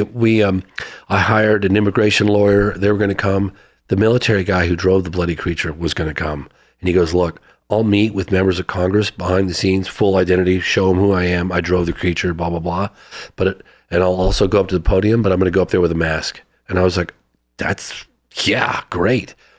And I've told the audience before, I was able to track down who that guy was. He's a legitimate. He's legitimate. I've seen all the photographs. Yeah. I actually got a statement from him with showing me all the photographs. I'll probably be releasing that soon for free, so people can see. But I'll have to blur certain things out and change his voice.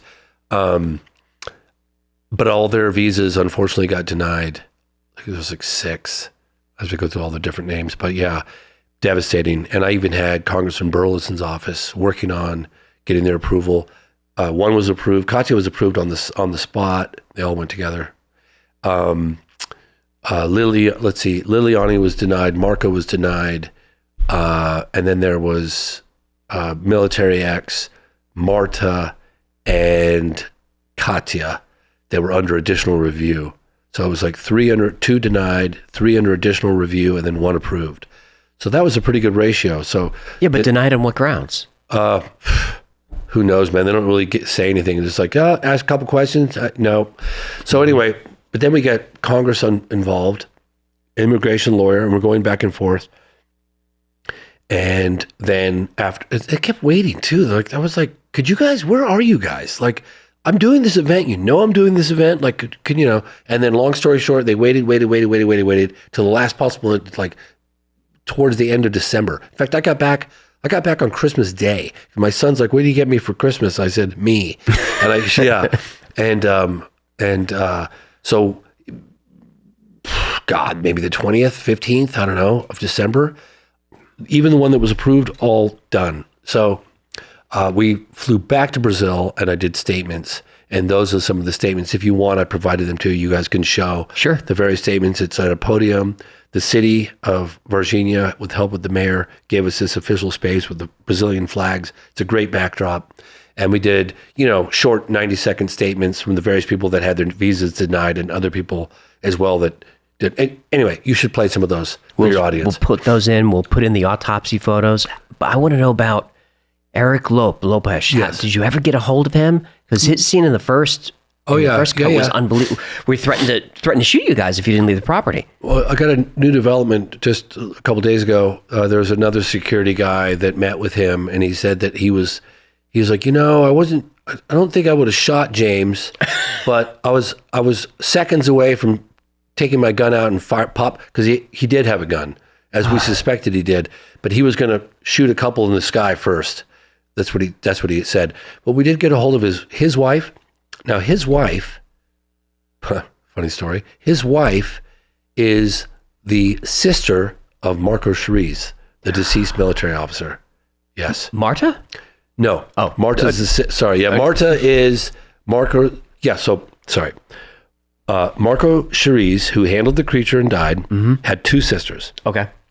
Marta and his other sister, I'm sorry, I don't remember her name, but she married Eric Lopes after his death, because they were really good friends and they'd known each other, right? And so I contacted her through Marta. Somehow I got her number. We went through either Marco or somebody else. What is it going to take to get, and this is after he threatened to shoot us, what is it going to take to get your husband to come forward? She said, bring my brother back to life and he'll come forward. Yeah. But we're still working on him. Other people are working on him. The mayor sent a police officer around to his house a week ago. A police officer liked to talk to him, and he didn't want to talk. But he might talk. He might at some point talk. If he sees what Dr. Italo did, he might. He might. It's getting more attention now than ever before. And again, I just say that this is, this. We've had this debate for decades, crash retrieval, Roswell, all this stuff, all the congressional hearings, all the allegations from top, aerospace engineers, physicists, that we have a crash retrieval, legacy crash retrieval program. And this case could really settle the debate once and for all. It really could. We'll take another quick break. When we come back, we'll talk about whatever you want, but I would like to get into how suddenly the United States Air Force shows up on this case. Yeah. For sure. All right, we'll be right back. Back with James Fox. Has a nice ring to it. Does it? A big turning point for me in Moment of Contact, because I was riveted, and then we get to, I don't know, about 2/3 through, and suddenly you're interviewing someone who was a aircraft controller. Oh, yeah. Mm-hmm. Yeah. And now the U.S. Air Force enters the picture. Yeah.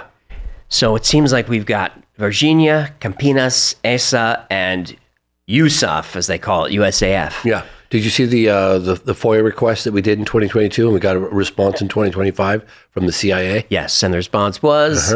Yeah, we can neither confirm nor deny due to the National Security Act of 1949, your request is denied. It's like, CIA? what the hell was the CIA? Would say, what? Really weird. Yes. So I think it was 2021 when I was shooting for the whatever umpteenth time. And that's when we finished shooting for Moment of Contact, the first version of it. It's been going on for 16, almost 17 years, my God. And the flight control officer, Marcos Freres, F-E-R-E-S, came forward on a podcast. He was like, yeah, and he's friends with this other flight control officer. They're friends. And he said, yeah, this, on or around the 20th of January, this USAF flight was coming in. I was like, USAF? United States Air Force, USAF. Excuse me. And he goes, it didn't have, all planes coming in from outside the country have to have Brazilian government authorization to land. This plane didn't have that. And he goes, I have to deny a plane without this authorization. A high-level Brazilian military official came in the room and said, let the plane land. And it landed at an airport in Campinas. I have the name of the airport when we talk about it in the movie, but and either one helicopter or two helicopters came out of it. It was probably a C-17, according to all the Air Force people that I've talked to. It was a cargo plane. Helicopter went to Brazil, came back. It was two helicopters came to Brazil, came back, loaded some stuff on the plane, and vai embora is what he said. Went back to America, undisclosed location. So we filed a FOIA for all incoming flights from the U.S. into Campinas in January. I think I put like maybe January 10th or something to the end of the month. It was all January. Or it was like 2 weeks or something. Yeah, for a 2-3 week window. Let's cover our base. Went like a week extra on both sides. And honestly, the response came so late, I forgot that we even sent the FOIA. And then in 2025, we get a response from the CIA. And that's when they, denied. So now, we actually made this plea at the National Press Club last week. Was it last week? 10 days ago, whatever. A United States Air Force colonel spoke and retired. Also a fighter pilot, had a really dramatic encounter with UFO in 1980 over Europe, Northern Europe. It's an incredible story. But he's like, look, let me just tell you, and he talked to members of Congress too. He's like, let me just tell you, if that flight happened, and I suspect it did, there's going to be paper trails. And he went through all the different scenarios, like the flight. The flight distance of full tanks is 2,500 miles. The distance is 4,500 miles. Therefore, it had to have air support. That's going to be a paper trail. When it landed, it had to refuel. There's a receipt who paid for the fuel. That's got to have a Then it had I don't care if it's a classified mission. It's got to have a flight plan going back. There's another paper trail, and goes through all the various things. And we did that primarily for members of Congress and ourselves. It's like, hey, you don't have to believe this case. You can find it compelling enough to dig a little deeper. So now we have members of Congress that are willing to, part of the task force, hey, let's go find those flight records. Let's see what we can turn up. So now it's just like, hopefully, they're not, they probably are, of course they are aware of the fact that we're going after these records. So hopefully they're not like getting rid of them, Yep. So, yeah. Did you say you have tail numbers or any identifying information on those? The colonel identified every single C-17 in the fleet at that time. And there were a handful of them from various bases, and got every single tail number. Because we have photographs of what could have been one of the flights, because there was somebody in 1996, but it wasn't at Campinas. It landed somewhere else to refuel in some Amazon. I did some research that told me about it. So we want to see if we can read that picture carefully enough that we could make out a couple of the numbers. So the Air Force colonel has been finding all the tail numbers. Now he's getting flight records for all those tail. This is all happening right now. So we're trying to find that specific plane, flight, landing, where it landed. Because we could find out where it landed. We could find out potentially who the crew were, how many people were on board, where those people are today, right? Yep. He estimates that 30 to 40 people at minimum, Americans, would know about that flight, were involved with that flight, directly or indirectly. So that's where we're making a plea to anybody on the American side, because wouldn't that be great? Yeah. What do you think was loaded on that plane? The bodies? ET and... 2 bodies. I don't know how many bodies. I would say at least 2. And probably some of the debris, I would imagine. But I don't know. What gives the United States military jurisdiction over that? You know, a reporter asked that very question a couple of years ago to an intelligence official. You know what they said? Because we can. Write a check or we're coming in. Or we're going to get it. We're coming in. The easy way or the hard way. Yeah, I mean, we just took out a president in Venezuela. True. Yeah. True. So we got a UFO crash. My understanding is that the Americans were aware of this UFO coming in and alerted the military officials in Brazil. And I've heard that from a number of researchers. In fact, I've even gotten close to getting a name of who provided that. But anyway, I've heard that from a number of pretty credible sources. Yeah, I was able to track down some information about craft being seen in that area over that time, and then it kind of goes dark. So my suspicion is that that there were some radar hits about those craft in that area, or at least one of them, and then someone got involved and said, "Stop tracking it. We got it. You guys don't need to worry about it." That's my suspicion. Yeah, I'm optimistic. I mean, you know, it only takes one courageous American to come forward, you know, and reveal that. We get the flight numbers. Maybe they don't come forward publicly. Maybe they come forward in a SCIF with certain members of Congress, part of the UAP task force. There are a handful of Congress people that I actually trust, that I think really do want to get this information out to the public, that are really seriously and authentically interested in knowing more and being more transparent, because they feel like everybody has a right to know about this stuff. And so I'm optimistic on that front. And, you know, like I said, like we had meetings in Leslie Kane's article that people should look up. Leslie Kane and Ralph Blumenthal in the debrief gives a very detailed account of our meetings, our closed door meetings on the Hill with firsthand witnesses on the case, and our plea to them, like, hey, you don't have to believe these guys. They found their testimony very compelling, and they were very, very interested in what the doctor had to say, I can assure you. And really asking very detailed questions to him. When is it you have a neurosurgeon describing face-to-face contact with a live entity from non-human intelligence, right? Yep. Never before in history. So there seemed to be a genuine concern, a genuine willingness to do some digging behind the scenes. And then Congressman Burleson attended the conference and spoke, as did a senator from Brazil. So, you know, this could be the beginning of the beginning. It could be. Could be the beginning of the beginning. What is it about Brazil? Because we have compelling cases going back to at least the 70s, like the Claris case. 50s. To the 50s. Ubatuba. But that's right. Yep, there's actually metal material. That's right. High level, 100% magnesium. I can't remember but it's very unusual, and I'm told, I'm not a metallurgist, but I'm told by, like, I think it was Gary Nolan and Jacques Vallée, who've studied the metal samples, isotope, they looked at into the microscopic level. Yep.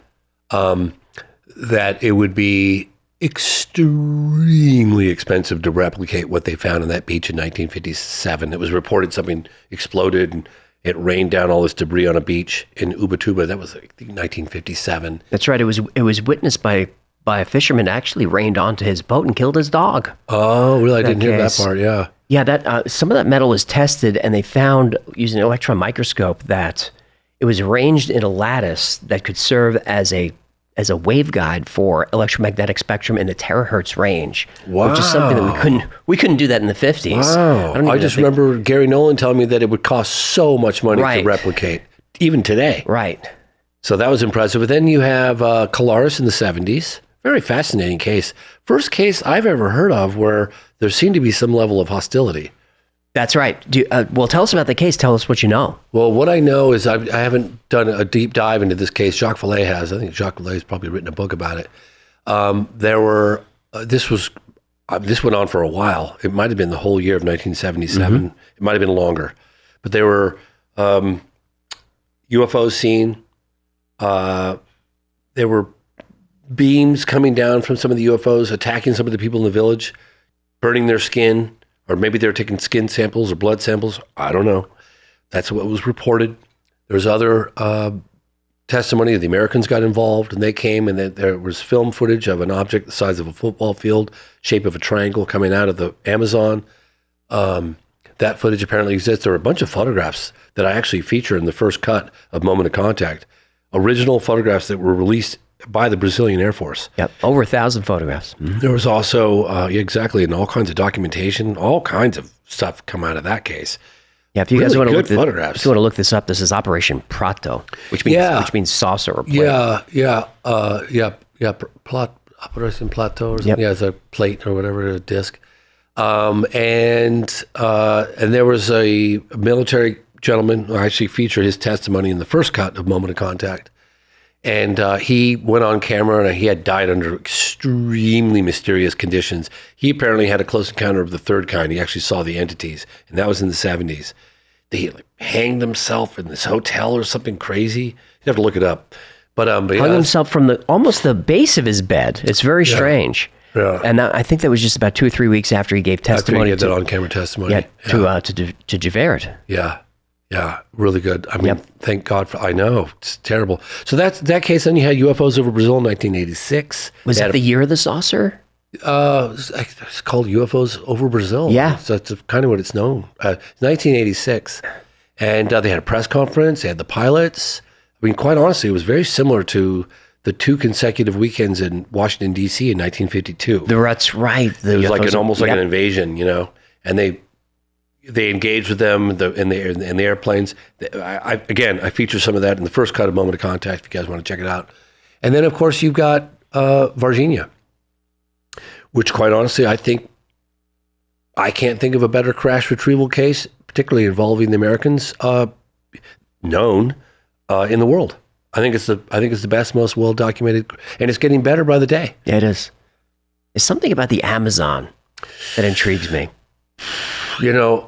I apologize to your audience for this. I mean, the only case that I know extremely well, and I've done sort of a glance at the other cases, but the one I put a laser-like focus on is Varginha. Yeah. So I know that case pretty well. I've been really digging and I learn new stuff every day. I'm trying to put more pieces of the puzzle, and there's still missing pieces. But like I said earlier, I think this is a case that could settle the debate. For sure.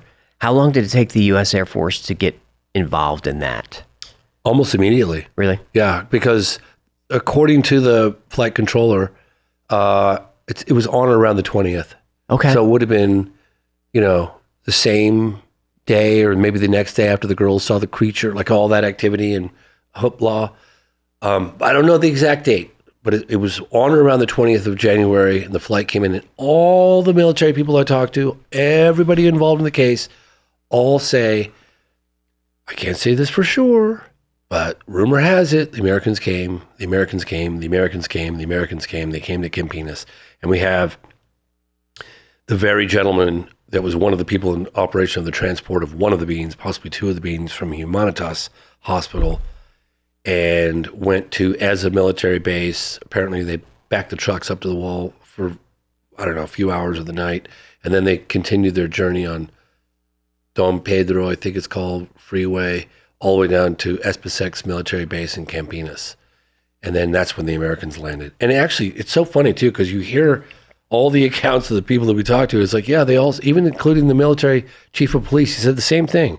Campinas, and that's when the Americans came in. So it's like, everything makes sense. It does. The accounts of the plane came in here. This is where I dropped it off. It all went here. Like, it just, big cargo transport plane, helicopter coming out the back, going to Varginha. It's like, what the hell else were they doing there? Was Dr. Itilo's patient, was that being still alive? Yes. It still was alive. Fully alive.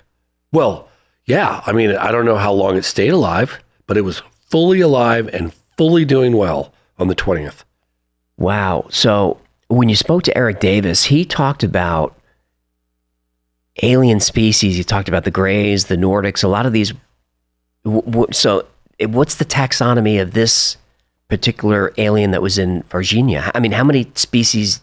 I know we're speculating, but this is a storytelling show. Yeah. This is okay. So there's a segment with Jacques Vallée because he was unable to attend the press club meeting that we had. And it was January 20th, the 30th anniversary of the incident. And that's when we held it in Washington, D.C. And we presented, because Jacques couldn't be there. And Jacques goes out on a limb and describes various cases and different types of creatures or beings or non-human intelligence, whatever you want to call them. And I think that you should show your audience that clip because it's very interesting. He talks about exactly what you're what you're mentioning now. Do you get a sense of, are these beings from other planets, or are they here? What do they want? I wish I knew. Speculate. Well, I mean, it's from all the different people that I've talked to and all the different alleged firsthand witnesses to close encounters of the third kind, there seems to be different races, different agendas, different. Because you got, the quintessential, almond-shaped eyes, black eyes, gray, spindly arms, spindly legs. That seems to be, the worker bee or whatever. Some of them think that they're biologically engineered, entities with an intelligence. What do I know? That seems to be. Some people describe brown skin or white skin or gray skin, but the big eyes, the big teardrop-shaped head, the 3 digits, I think 3 fingers and a thumb, seems to be fairly consistent. But then you've got people like Travis Walton describing creature, human-looking, like beautiful, blonde, blue eyes, humans. Like very attractive. I guess they call them the Nordics. The Nordics, the tall whites, Charles Halls, yeah.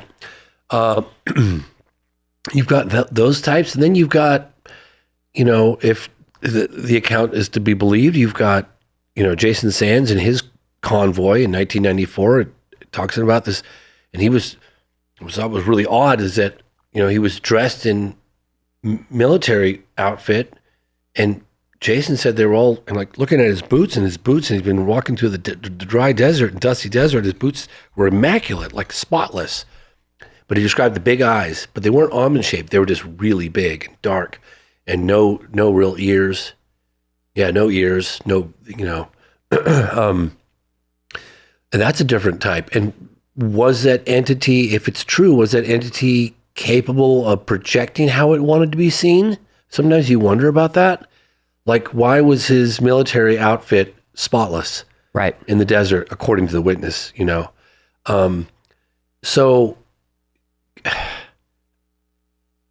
we could be dealing with all of the above. We could be dealing with interplanetary. Maybe there's some that live under the oceans. Maybe they live on the backside of the moon. Who knows? You know what I mean? Maybe they're right here. Maybe they're interdimensional. They come in and out. Right. Just change the frequency a little bit. I really don't know. I'd love to know. I'd love to know how many different species or races. I'd love to know what their agenda is. I'd love to know why they don't make their presence more overtly known. Because you look at, I've studied a number of different, so-called landing cases, whatever. I can go into detail with that, but. Please do. Well, I'll just go into a little bit. 1964, it was April 24th, 1964. There was a police officer by the name of Lonnie Zamora. He was in hot pursuit of a speeding car. It was late afternoon. It was around coming up on 5 o'clock. And he saw this white egg-shaped thing whiz across the road in front of him, maybe off in the distance, some kind of flash. He thought maybe it was the dynamite shack that might have, I don't know, something he needed to go investigate. So he terminates his police chase, he takes a right, and he goes up this dirt road. And down in Arroyo, he sees an egg, basically, could be a Tic Tac, right? An egg-shaped object. It had a little symbol on it, and 2 small, childlike creatures stepping around on the bottom, just outside, on the ground. Excuse me, he's looking, he's like, God damn, is that it's a car crash? 2 kids? What the hell am I looking at? And one of them looks him right in the eyes, and he's startled. The creature was startled. Lonnie was startled. So Lonnie breaks contact, and he drives, because the road, let's say the road is here, right? The road wraps around like that. He's here, and he sees the landed craft and the entities, and he gets face contact. By the time he got around to here to get a closer look, the craft was still sitting on the ground, spooling up, but the hatch had closed because he heard a thump, and the creatures were gone, and the craft departed. Now, if you look at where the craft landed, just on the outskirts of town, I don't know if it had a problem, if they were gathering soil samples, God only knows, I have no idea. But they did it in a spot that would minimize any potential exposure. They landed in this little recessed arroyo, right? So they would minimize the chance of being seen. And where they were spotted, they were evasive, and they got in and left. They could have established some level of communication. Sure. They could have driven over there. They could have, they didn't do that. They left. Now, if you look at the Travis Walton case, which I consider a very credible case because there were like 7 witnesses of the craft and his alleged, I would say, abduction. I don't think it was an abduction. I think that he got into the way of the propulsion of the craft and affected him somehow, and they came back and got him, brought him back to life, and then dropped him off. Now, if you look at where they dropped him off, where they took him was a very remote area in Snowflake, Arizona, up in the mountains. I've been there several times. It's remote, okay? He would have died if they would have dropped him off where they picked him up. They didn't do that. They dropped him off on the outskirts 5 days later on the outskirts of town, if the accounts are to be believed. They dropped him off on the outskirts, close enough to like a payphone or, where you can get help. But they did it at night, and they did it in an area that was a dip down where they could like drop him off and then get the hell out of there to minimize any potential for any exposure. So they cared enough for his well-being, but they also didn't want their presence widely known. Do you know what I mean? I do. So you look at like cases like that, and you go, all right, well, you look at what they do, and then you look at what they don't do, and sometimes what they don't do is evidence of potentially their objectives or their agenda, because if they wanted to make themselves overtly known, they just hover over the next football game or, sure. Super Bowl, whatever, game over. Yeah, right? take me a cheerleader. But they don't do that. Nope. They did some pretty bold maneuvers. I call it like the show of force during the 1940s and 50s when they were fleets of them flying over America. I mean, it's all in the newspapers. Especially 52, the 52 wave was phenomenal. Mm-hmm.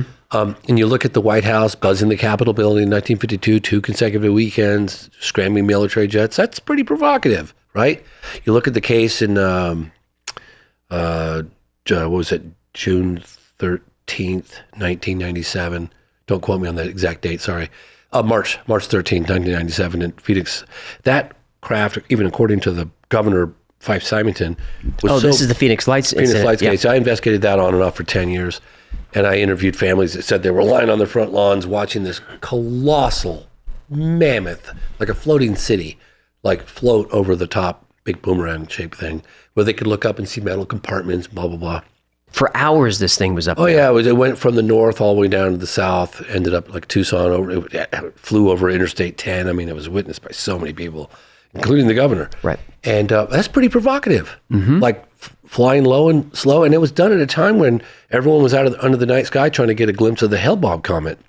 So that's provocative. I mean, that's something, right? And then you got the Hudson Valley sightings. You got the Belgian sightings in the late 80s, early 90s. Provocative. I mean, I interviewed a police officer who was involved in the Hudson Valley in the 70s. I don't know the exact year. But he said this massive triangular shaped, size of a football field, object was floating over the top of him. I talked to the police officer myself. He goes, I was kind of curious. I took my flashlight out and flashed it at the object. And this is in the 70s. And he goes, son of a bitch, that thing responded. Bam, a laser beam light down at my feet. Wow. He's like, shit, I wasn't know if that was like a friendly gesture or if that was like a shot across the bow. Like, so there's been some very provocative, do you know what I mean? I do. But they don't make themselves overtly known, which also makes me wonder, yeah, like I said, you look at what they do and you look at what they don't do. We've got, clearly something's happening. Clearly, the military or someone knows what's going on, do you ever find yourself frustrated that you're almost playing a cat and mouse game? Very much so. Yeah, I mean, like, the Varginha case, like, I'm all in on that right now. Yeah. And there's nobody on planet Earth that would like to find that photograph, find that piece of video footage. Now we have names and people that had it from people that have seen it. I just got a new name a couple days ago from a doctor, a neurosurgeon, and we were texting back and forth with them, and like, well, I'll talk about whatever, but I don't want to talk about Varginha. It's like, but this individual confessed that he was shown the video from Marcus Phoenicis, but not on the record yet. But we're going to continue working on him. So we have names. We're hoping that people are watching all the attention this case is getting, and that people are going to, decide, hey, man, if I'm ever going to come forward, now's the time. Because people in their 40s are now in their 70s. People in their 50s are now in their 80s. You know what I mean? Like, now's the time. So it would have been 30 years ago. So how old would have Dr. Italo been? He's 74. So he would have been, 40, 50, 60? He would have been 44. Right. About 44 when it happened. And now he's 74. So someone in their 40s, they're on the cusp of retirement, probably a lot less to lose, wanting their grandchildren to know the truth. So I'm encouraged. I think it's ripe. Now is the time that this stuff could come out. And it is coming out, but more. We just need a few more doctors. We need the video, and we need the American side to come forward. And then we've got a slam dunk. Yeah, it's the American side. I think that's the bottleneck there. We're working on it. I hope that video still exists because a lot of people are invested in making sure it never sees the light of day. That's for damn sure. That's for sure. We were in contact with people after the first cut came out. We were contacted by a number of people. Sometimes, you can kind of tell, because I've been contacted for years by witnesses. You can just kind of tell when you get one that you go, okay, this is raising an eyebrow. And that's when, someone will, it's very short. It'll be like, hey, I've got what you're looking for, kind of thing. Mm-hmm. It's supposed to writing me like a novel. It's like, it's like, and they could have been joking, but you get back in touch with them and they're just gone. It's like, well, why did they, and so it makes me paranoidly thinking, like, am I being watched? Again, we did a Proton email, which you're going to put on the screen. Yep. For people to get in touch with us, particularly anybody on the Americans, anybody who witnessing the Varginha case. And not to be rude, but if you have a whole UFO story that's unrelated, please save it for another time. I just want to put a laser-like focus on Varginha video or any participation in the flight from Campinas back to the States. I did get contacted by one individual via email. He said, it's been weighing on me and my family for decades. I was like, oh my God, we did it, And then he's like, you contact me like this, I'll show you the email. You contact me like this, just, conversation's terminated. If you did, so I did everything he told me to do. Waited about 36 hours after he sent me the first email. It was like, this isn't who you think it is. My email got hacked and I don't know anything and goodbye. So I just thought, really? So I waited like 6 months. And then I sent a separate email, not part of that thread, based on the email address. Hey, this is so-and-so tree service. I'm coming to cut your hedges, because I was hoping like maybe he'd be like, sure. I just need to meet with you to give you an estimate, and I was like, do you know what I mean? Yep. Because I thought, well, maybe. And then I finally got some little response, and I thought, and then it was just, psh. How do you vet your stories? Well, you got to go meet the people. I mean, and also, I tell people, because I had people telling me just last year, like, I've got the video. It was a woman. I got the video. You need to come. I'm giving it away for free. I can't, this is a burden. I don't want this in my life anymore. I want it out of my life. Like, just get it away. I think it was her husband's or something. And I said, I'll come. But I said, I can't just drop everything in the middle of, I'm editing a movie. Fly all the way to South blah, blah, blah in Brazil without any kind of proof. Like, I'm sorry, I can't do that. And we went back and forth for a long time. And I said, just show me like 2 frames, just one picture, and I'm on a plane tomorrow. And then after like months of back and forth, she's like, if you don't come down, and that was it. That person's gone. Did she have it? Was she bluffing? I don't know, but I wasn't willing to fly away to Brazil just because someone said they had it. Right. Maybe she did have it. I don't know. But why wouldn't you show me one screen? Show me one screen and I'm there. What pictures have you seen that you were convinced like this is legit? I would say one of the best photographs ever.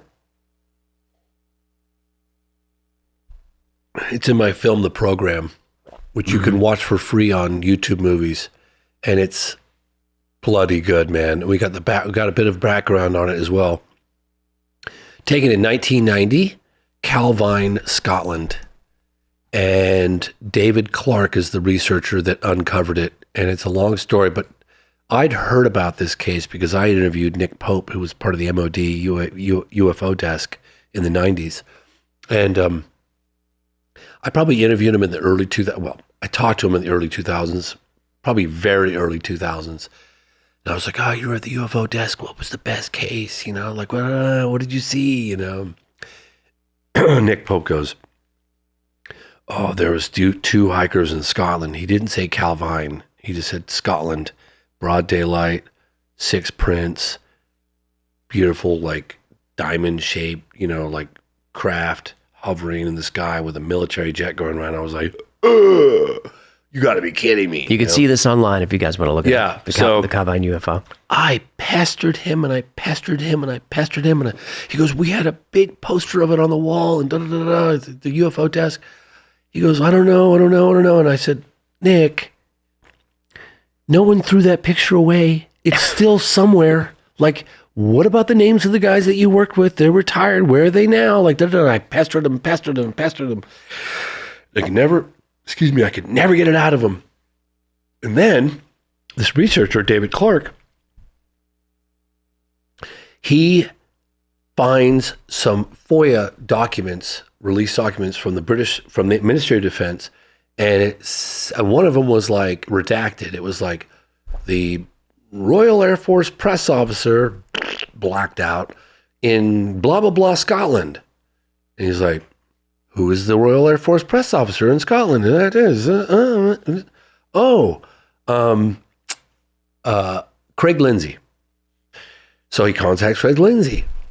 And long story short, which went on for a while, Craig Lindsay had gotten a call from a local newspaper, maybe it was like the Scotland Yard or Daily or something. Anyway, look it up. And they said, oh, you know, we're here trying to, you know, get a quote from the RAF about this UFO photograph. And he's like, I don't know what you're talking about. What are you talking about? They said, well, there's these two guys that are going to publish this story, and we just want to comment on what this could possibly be. It's got a military jet. He goes, well, I haven't seen it, so I don't know what you're talking about. So they said, well, we'll send you a print. So they sent him a print. He's like, holy shit. Like, it's good. And so he immediately, I think he does contact the MOD, and then the MOD contacts him, and he starts to investigate. He meets with the witnesses at a hotel. They tell him their account. They said it was hovering, it was silent. They were terrified. They were cowering beneath a tree when it was hovering there. They was like, what are we looking at? They had a camera. And he said, they said that a military jet came in, and at that point they got enough courage. The military jet did a full pass. It went in and around the entire object. And I think it was like 6 or 7 prints. It was picture, so all the pictures is relatively the same object, same spot, same tree, all that ground, everything, with the jet in a different position. So, Craig was like, well, what kind of noise did it make? And the witnesses were like, we didn't make any noise at all. It was just completely silent. And he's like, oh, I don't know. He's a Royal Air Force press officer. I don't know any planes, anything without any wings, without any visible, blah, blah, blah. And then as he's in the middle of this investigation, he gets a call from the MOD, and they were like, we'll take it from here. Thanks. And that was the end of that. Well, he keeps that print in a book and kind of forgets about it. Then he retires, and it's whatever, 30, 33, 34 years later. And he finds the damn thing, and he gives it. That's the only reason why we have that photograph. Yep. Thank God to Craig Lindsay, because they buried that story. Mm-hmm. And And I interviewed Nick Pope, and he's like, they wanted to bury it, and they did. And then at the last possible like minute of production with the program, the documentary I was just talking about, there was a guy, I always get his name wrong, Greaves, Richard Greaves, and he's like, he called me, he's like, you're mispronouncing my name. Is it Greaves? He's like, no, it's Greaves, Greaves. And he describes what happened. He goes, I knew those blokes. I was, he was up there, and he said they were on a cigarette break. A couple days after, they were about to go public. Black car rolls up. Da-da-da, there are these men in black again. Heard about them 1,000 times. Yep. And he said they came up, they got out of the car, and the way he describes the guy smoking behind the wheel, it's the funniest thing. Richard Greaves should be a comedian, because the way he described this guy smoking, I was like, I've never heard anybody describe the way inhaling so hard it lit up the whole cabin on the inside of the car, just really sucking the cigarette down. And then the driver stays in, there's a Mercedes, two guys get out, cigarette breaks over. Yeah. Take the two guys, pissing rain, outside in the pissing rain, talking to them. They're all the other workers that were not participating in the event itself, didn't take the pictures, didn't witness. They were looking through the window, watching this whole thing. Pissing rain. It was raining so hard, and they were just standing in the pissing rain, getting drilled by these two men in dark suits, long overcoats. He said they came back in, and I'll never forget this. He's like, why is a fucking ghost? Just, scared the shiza out of these two witnesses. Mm-hmm. Started drinking heavily, sleeping in their cars at night at the hotel, and then they vanished after a couple of weeks. And to this day, they've never been seen again. That story. Yeah. That is such a good case. Now, the pilot, it was the Harrier jump jet. Yep. That's what I was told. It's in the picture. Most likely. They said it's pretty likely to be a Harrier jump jet. That pilot would have been, that was 1990, so that would be like, 36 years ago? Coming up on 36 years? So 36 years, let's say the pilot was in his mid-30s. Could have been up to 40, maybe? 35? Maybe. 35? 30? 35? Yeah. Well, it would be 65 now, maybe 70, 65 or 70. If you're out there listening, you've got my Proton email. Give us a call, because I can guarantee you he got a hell of a view of that thing. Oh, yeah. He flew all the way around it, and he probably had gun cam rolling. Mm-hmm. That's right. They buried that picture. Vanished the witnesses. Those guys wanted to come forward. They were at the local newspaper. They were getting their story out with all those prints. Really good story. And that's another Men in Black story. I'm like, oh my God, how many times I got to hear this? It's why it's so hard to even reach out to you, because it could be the last email you ever send. Well, I'm being watched. There's no question about that. For sure you are. No question. Funny how, because this is really funny. I was at the premiere for Age of Disclosure, and Leslie Kane, she was hanging out met a bunch of dudes in suits, just as typical looking, I think they said they're from the agency. I'm pretty sure that's what they said. But definitely And I was like, hey, nice to meet you. Hello, blah, blah, blah. We're talking. I'm like, whatever, I'll talk to anybody. People are people. I'm not hiding anything. They know what I'm up to. So I'm talking to the guy, and we're chatting it up. And I was like, yeah, because I did this film on this UFO crash in Brazil. They're all, we know exactly who you are. Sure they did. Yeah. I was like, oh my God. I mean, it was a little creepy, but it was funny too, And when I did the event at the National Press Club just a couple days ago, whatever week, I've been to Brazil and all over the damn place. Not that long ago. It was the 20th of January. What are we, 20, whatever. Okay. So I see 3 dudes in suits come in, and I knew 2 of them. Because I've been in touch with some of the people within the task force. I went into a SCIF with John Klosklowski and people from the Air Force Office of Special Investigations. They let you into a SCIF? They took me into a SCIF, yes. What did you see in there? I'll talk about that in a second. Okay. But these guys showed up at the event, and I saw them come in, and I was like, hey. And they were like, they just kind of looked at me and kept going. So about 15 minutes later, things are getting going. Everyone's settling down and getting ready to present. And I was with my sister, Kelly, and I was like, hey, Kelly, get a picture of me with these, So I walked up, and he was like, mm-mm. No photo. No photo, dude. Not now. Like, no, but we're here, and we went back, got started. But the other thing was I was invited. I probably won't reveal who made the arrangements because I don't know if that's okay or not. But I was invited into a SCIF, which is super weird because they did a 48 hour background check and then all the security and I was flying back to Vermont from Washington DC and I checked out of my hotel when I had the appointment and I went into, it was not far from the Pentagon. I went into this building, met in a parking lot and walked through this building, had to go through security, took all my stuff. Oh my God. And I go through and then there were these glass tubes. I think did I leave my bags there? I probably did. There were these glass tube things. One side opened and you stepped in it, that closed, another side opened. It was just like seen out of a movie or something. And then went down these corridors and we got to an area where he goes, all right, now you need to get rid of all your electronics. I need to put them in this locker. I said, can I use the bathroom real quick? Because I wanted to take a picture of the pass, which I did. You did? Yeah, I took a picture of the pass I got. Where can we see that? I'll show it to you. Okay. I'll share it with you. You can show it on the thing. Okay, yeah. It says, do not take photos. Escort required. Just like that. I'll show you. Okay. I took it in the bathroom. They're probably going to find out about that. Whatever, sorry. Last gift for you. Had to do it. I'll send it to you for sure. So then take all my, everything I had electronic, gone. And then this vault-looking door, just exactly the door you'd expect, right? Opens it up, big thick thing. Go inside. I'm like, fuck, I'm in a SCIF. Holy shit. And it was a big room. Like it was big, like cubicles and all kinds of hallways and shit.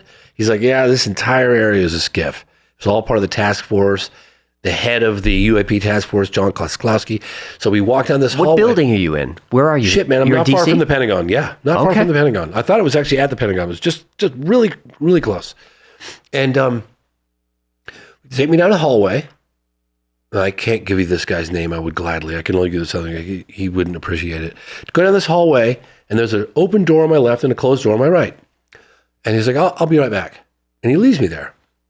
I'm standing there, and I see a table, maybe about the size of this. I think it was more oval shaped, or maybe it was round. Can't remember, but I was like probably a couple girls and a couple guys, and they're all in suits and they're talking, and I'm tuning in because I'm like, well, might as well. The brain has an incredible capacity to like filter out anything else and just really hone in on. No, I could see you sidling over. Yeah, and I'm listening to the conversation. Like, I'll give you an example. Like, if you ever take a tape recorder to a restaurant dinner, it's not recording what you heard. It's recording all, because it doesn't filter it out, right? But I was able, we can do that. We can filter out surround noise and really focus on what we want to hear. So I'm like tuning into these guys. I'm like, oh, what are they, what are they on about? And then one of them abruptly gets up, comes over to the door and closes it in my face, and I was like, shit. So then one guy who met me outside suit, he comes, opens up the door, and then John Klosklowski comes in, and they wanted to show me this footage that they were going to possibly release. I said, don't release that. It's ridiculous. It's not going to gain you any credibility. You guys cannot do that. And then I talked about, Rua, I talked about Varginha, I talked about Socorro, I was just like, and this, and you guys know that, ultimately what we're dealing with is that a certain percentage of these things is non-human intelligence, and what's the plan to tell the public? We're not going anywhere. This story's not going away. What's the plan? And John Klosklowski, the head of Arrow, right now, goes, James, I can't part my hair without approval from the DOD. And you can quote me on that. So basically what he was saying is his hands are tied. And it doesn't matter what he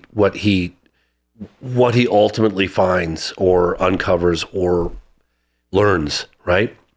I'm convinced that, they clearly found the legacy. God, I could tell you another story too. The legacy UAP crash retrieval program. Now you've got to tell the other story. Yeah, well, I just, Well, what is the plan, do you think, before you get into that? I think there are some people that want it out and some people that don't want it out. And the people that are in possession of the goods don't want it out for the most part. But I really think it's important that, the people in the UFO community, I mean, we don't need the government against us. Everybody's bickering among each other, which is absurd. We should focus on a common goal. Mm-hmm. But I'm really pivoting to the point where I want to say to people, look, you don't have to believe Grush or Lou or Chris or whoever. How about, we call their bluff and we help support Congress. Congress really needs to hear from you. They've made that abundantly clear. We need to know that our constituents and other people, that we have your support in putting our necks out. But to figure out a way how we can get immunity to the witnesses that want to come forward and how we can provide additional whistleblower protections. That's very, very important, because there are threats. People feel, even if it's just their security clearance, if they lose that, they have no job, right? So the threats of taking away their security clearance. Some people are concerned about their personal safety. There's those issues, and they lose their job. It's they lose. They can't feed their family. So it's now they're talking about a fund that we could put in place. So if they do lose everything, they get financial compensation and people are like, oh, well, that's not really fair. They're getting taxpayer dollars. It's well, if what they're saying is true, that's the biggest story ever. Everybody should have a right. I don't think, that people would have that big of a problem with getting some compensation to some of these potentially the most significant witnesses in the history of mankind. So anyway, these are all initiatives and things that I feel strongly that we should support. And put pressure on. Whether you believe it or not. You might say wow, what's this guy have to gain by coming forward? What does David Grush have to gain? Quite honestly, I don't really see anything. He had to retire early. He didn't get any of his pension. Yep. You got all these threats, and I don't know. Call his bluff. Yeah, I think the Pentagon walked back a lot of even what he said. Oh, of course they did. That's what they do. Do you feel like is it a slow, are they preparing us for an actual disclosure? Is this a limited hangout, or is it we'll give them a little here, we'll give them a little?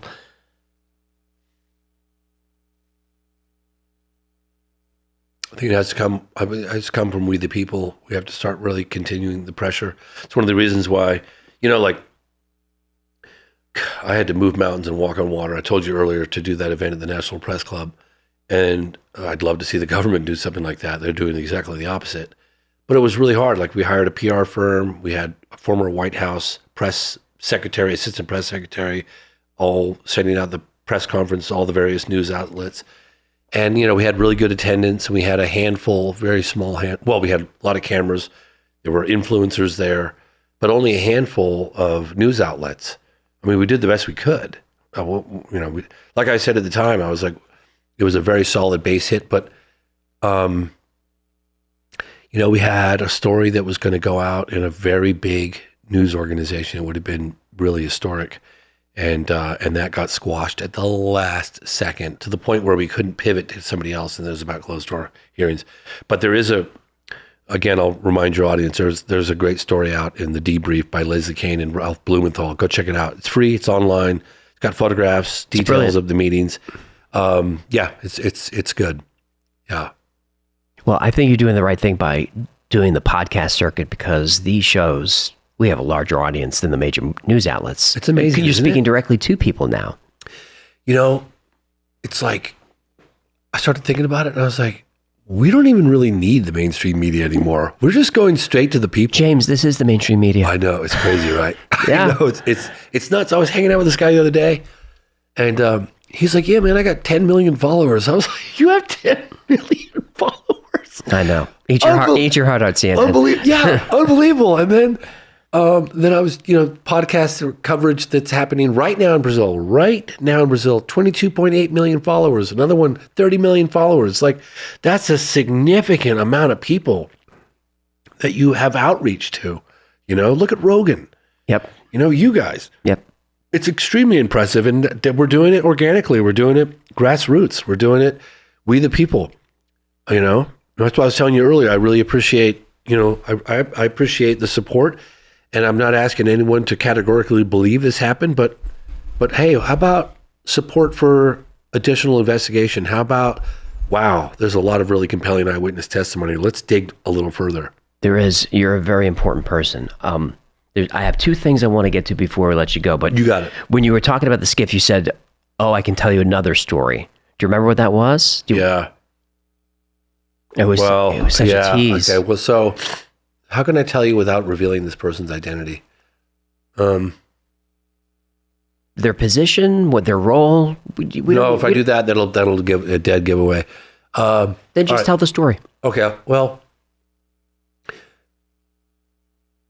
so when I investigated Socorro, New Mexico case, I was, I do a deep dive. Like you look at someone like Richard Dolan or Stanton Friedman or, some of these really serious, researchers and authors of very detailed books. And their historical perspective was like a walking encyclopedia. I mean, these guys are incredible. I am extremely familiar with a handful of cases that I personally have investigated, boots on the ground in Africa or China or wherever the hell I am, South America. And I stick my teeth into a case, minimum 5 years, sometimes 10, sometimes 20, whatever. And I was investigating the Socorro case, and I got to know his wife, Mary, his daughter, Diane, his son, Michael, his coworkers. This is all over a 5-year period. And every time I came to Socorro, and particularly to Mary Zamora's house, I'd see this beautiful white Ford pickup truck parked out in front. Flat tires, hood popped ajar, whole cabin filled with garbage, bullet hole through the cab.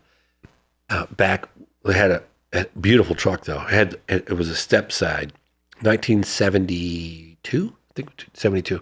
Wooden bed, but it was kind of rotted out, but nice. I mean, the body was in pretty good shape. It didn't have any really rust because it was in a dry desert environment. And I kept looking at that truck. I'm like, damn, that thing is gorgeous. It needs work, but wow. Long story short, I bought the truck off Mary. Okay. And I've been slowly fixing it up. And it runs great. After 5 years, I had the engine rebuilt, but it's the same engine, 360, big block. 72 what? Oh, Ford Chevy. F100. Okay, Ford nice. F100. And I got all the wood for the bed, and I was under that thing for like weeks with the Sawzall because I was working on it, as much time as I had during the production of the phenomenon. And I was under the truck with the Sawzall, cutting all the little nuts off. They were all frozen, and it was raining down. Like I should have had goggles on, and I put new wood in the bed with a buddy of mine, Mike Aiken. And it was funny because I ordered the kit and then I put it all, it was a huge undertaking. My God, that was difficult. We had to paint it with like marine-based, lacquer, whatever.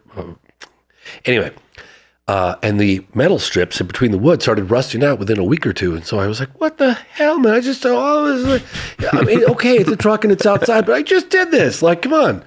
So I contacted the company and they're like, wow, you didn't ask for the stainless. I was like, well, you guys didn't even give me an option. Like, how did I supposed to know? So anyway, so I'm slowly fixing the truck up. I had the original seat reupholstered. The guy was like, this was really challenging. I had to rebuild all the springs and I got a new dashboard because you could poke your finger to the dashboard from the hot sun. Seriously, you just poke your finger right through. I did the headliner and the floor carpeting myself, and I did a terrible job and I didn't get that done. But for overall and had the engine rebuilt, it's a beautiful truck. So I had an individual come that's investigated UFOs in an official capacity for the United States government from 2017 to 2020, whatever the hell. And we took my truck out to dinner because, I don't know, for some reason I didn't have the other car. Or my partner, Rebecca, might have taken it. I was like, hey, I just got this truck. He's like, oh, I love old trucks, and this is great. And it was really cool because just like, this is Lonnie Zamora's truck, we're driving this old 72 truck out these country roads and we go out to a lovely dinner. We have some drinks and afterwards, we kind of loosen up a little bit. We go back to drop this individual off at his hotel and get to the hotel and it's dark. I don't have a cabin light. I don't have, it does work, but the doors are closed. It's dark. We park in front of the hotel, and the door guy comes out, and he's like, "Hey, can I get you?" I said, "Oh no, I'm just dropping him off." And he left. The engine's off. Lights are out. It's pretty dark. There's a little bit of light coming from the hotel, but we were pretty far away, so it was like almost like just silhouetted a little bit inside the cabin. It was dark. We had a whispered conversation, and it was like that moment when maybe you're on a date and you drop, you drop the girl off or the guy, whatever, and there's an awkward moment where you're not sure, like, where we should come. Do I go, you inviting me in or whatever. Worst moment ever. You know what I mean? Like that awkward little moment, but it was kind of like that awkward moment. It's like, all right, well, are you getting out or do I, are you, and just silhouettes. It was like a scene out of a movie. I'll never forget it. So long as I live, just silhouettes in the truck, dark. And it was like, we found the legacy program. I was like, fuck. Yeah, we found it. And it was like, and then some more details. And I just sat there quietly going, Can't tell us the details? No, I can't. I just can't. Why do we call that legacy program? Did that end or did that legacy program, I guess, because it's been going on for such a long period of time, I guess. But is that the still ongoing program? Or I guess it would be. I'm assuming. Yeah, definitely. Uh-huh. Yeah. Yeah, I mean, Senator Rubio, he talks about, you read between the lines. I mean, the latest cut of Moment of Contact, we have Senator Rubio on News Nation saying that, extremely credible people, firsthand, claim to be firsthand working on the stuff, the legacy program. We're like, very like, wow, you know what I mean? It's happening. It's amazing how many people are not paying attention. All the congressional hearings. How many people don't even know very that we've had 4 congressional hearings? No, very few. It's just it's so incredible to me, that more people aren't like, I know that life's tough and, we're working or paying bills, I get all that.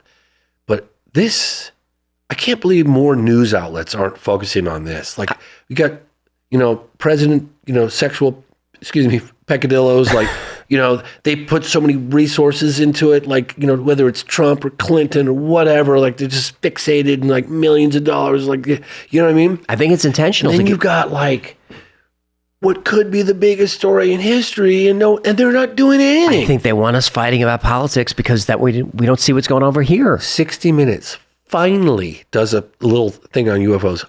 I'm told it was the most popular thing they've ever done. I'm pretty sure. If it's not number 1, it was number 2. Most popular thing they've ever done, okay? New York Times, 2017, one of the most popular stories they've ever gone to print. Yep. Do you not recognize that, New York Times and CBS? Hello? Like, what are you guys doing? Do some digging. Is it take people like me to do your guys' work? Like, really? Could you imagine if we had the full force of like, media to take this seriously and really stick their teeth into it and all the financial, like, come on, man. I used to be not convinced about the connection between mainstream and like DOD intelligence, the influence there, but now I'm like, it's all wrapped up. It's got to be connected. Yeah, of course. It just kind of has to be. I mean, I don't want to, it feels that way. Yeah, it has to come from out here. It feels that way. And it might be just as simple as like, hey, all those connections and stories that we're feeding you? Yeah, you just go ahead and leave this to the side. Otherwise, we're done. And someone needs to grow a pair and just start and do it. Just do it. The support would be incredible. Yep. But they'd have to do it really publicly because these people do disappear. Well, they would be doing, yeah. Yeah. I know. Mm-hmm. That's kind of freaky too. Tell me about Gary McKinnon, his story. What you think about him? I love that guy. He's amazing. He was great. I finally got to meet him. And he's in the program as well. Did you see the program? I did. Well, you can also watch that for free on YouTube Movies. Stop saying for free. Go. Well, no, I'm just saying because it's a great platform. They've got 300 million whatever followers, and it's a great platform. Your work needs support. Anyway, so somebody got in touch. Somebody somebody I knew him. So I wish I could remember who that person was. But well, anyway, give us the quick recap on what Gary did with NASA. And all that. But okay, one second, because it catapulted in the mainstream in the late 90s, early 2000s, I think it was. Oh my God, it was everywhere. He was in the news. The presidents were talking about him. All the Prime Minister talking about him. And but he was way too inundated at the time. They were making songs about him. He was working with all these famous musicians. It was incredible. Free Gary McKinnon. So somebody reaches out to him. He hears my name, and he's like, gets right in touch with me, and he's like, "Oh my God, my hero!" I'm like, "Dude, me? What? You?" Like, right. We were both super stoked, So Gary McKinnon, based on probably the one of the claims from a NASA sort of a NASA employee. I don't remember the woman's name, but she had testified at 2001 press conference that Dr. Stephen Greer had done. And she basically gave a specific location where photographs are, manipulated from NASA that show, UFOs. Yep. Excuse me. So he was like, I'm going to go find out. So he started hacking. Excuse me. Now, hold on. He just found computers that with access. He didn't illegally. I'm trying to help Gary out. He'll admit this now. Okay, well, it's water under the bridge. Is he in the clear? He's in the clear now. Because Obama wanted his neck. I know they could not have. Okay. Well, okay. Let me get into the story real quick, and I'll just go into it. It's one of the biggest computer hacks allegedly in history, and he said that I think it went on for a while. I don't know if it was a year or 2 years. I can't remember. It was a while. And he goes, I would go. And he talks about it like it's like, oh yeah, it's like, walk in the park. He was like, of course, you just, blah, blah, blah. I was like, yeah, it may be easy to you, but somebody like me, I don't know what that, you're talking gibberish. I don't know but he would go through these servers in the States from different, maybe a library or maybe whatever, right? And so that would be the signal. So it would end there. So, and then he'd go from there and he'd go into like NASA, NSA, CIA, whatever. And he started getting lazy. And just going around and going straight. And he got into something at Johnson Space Center, I think it was, kind of where the woman said that these things would be. And he was on dial-up. And he hit pay dirt. And he said there was this cylindrical, interestingly enough, cigar-shaped craft. Mm-hmm. Yeah. Cylindrical shaped craft in like outer space. And he goes, could have been the Earth. I think it was the Earth, but I couldn't say for sure. It was the clouds, blah, blah, blah. But it was coming down. And he was just sitting there with bated breath going, oh my God, this is like, this is my eureka. We called it his eureka moment.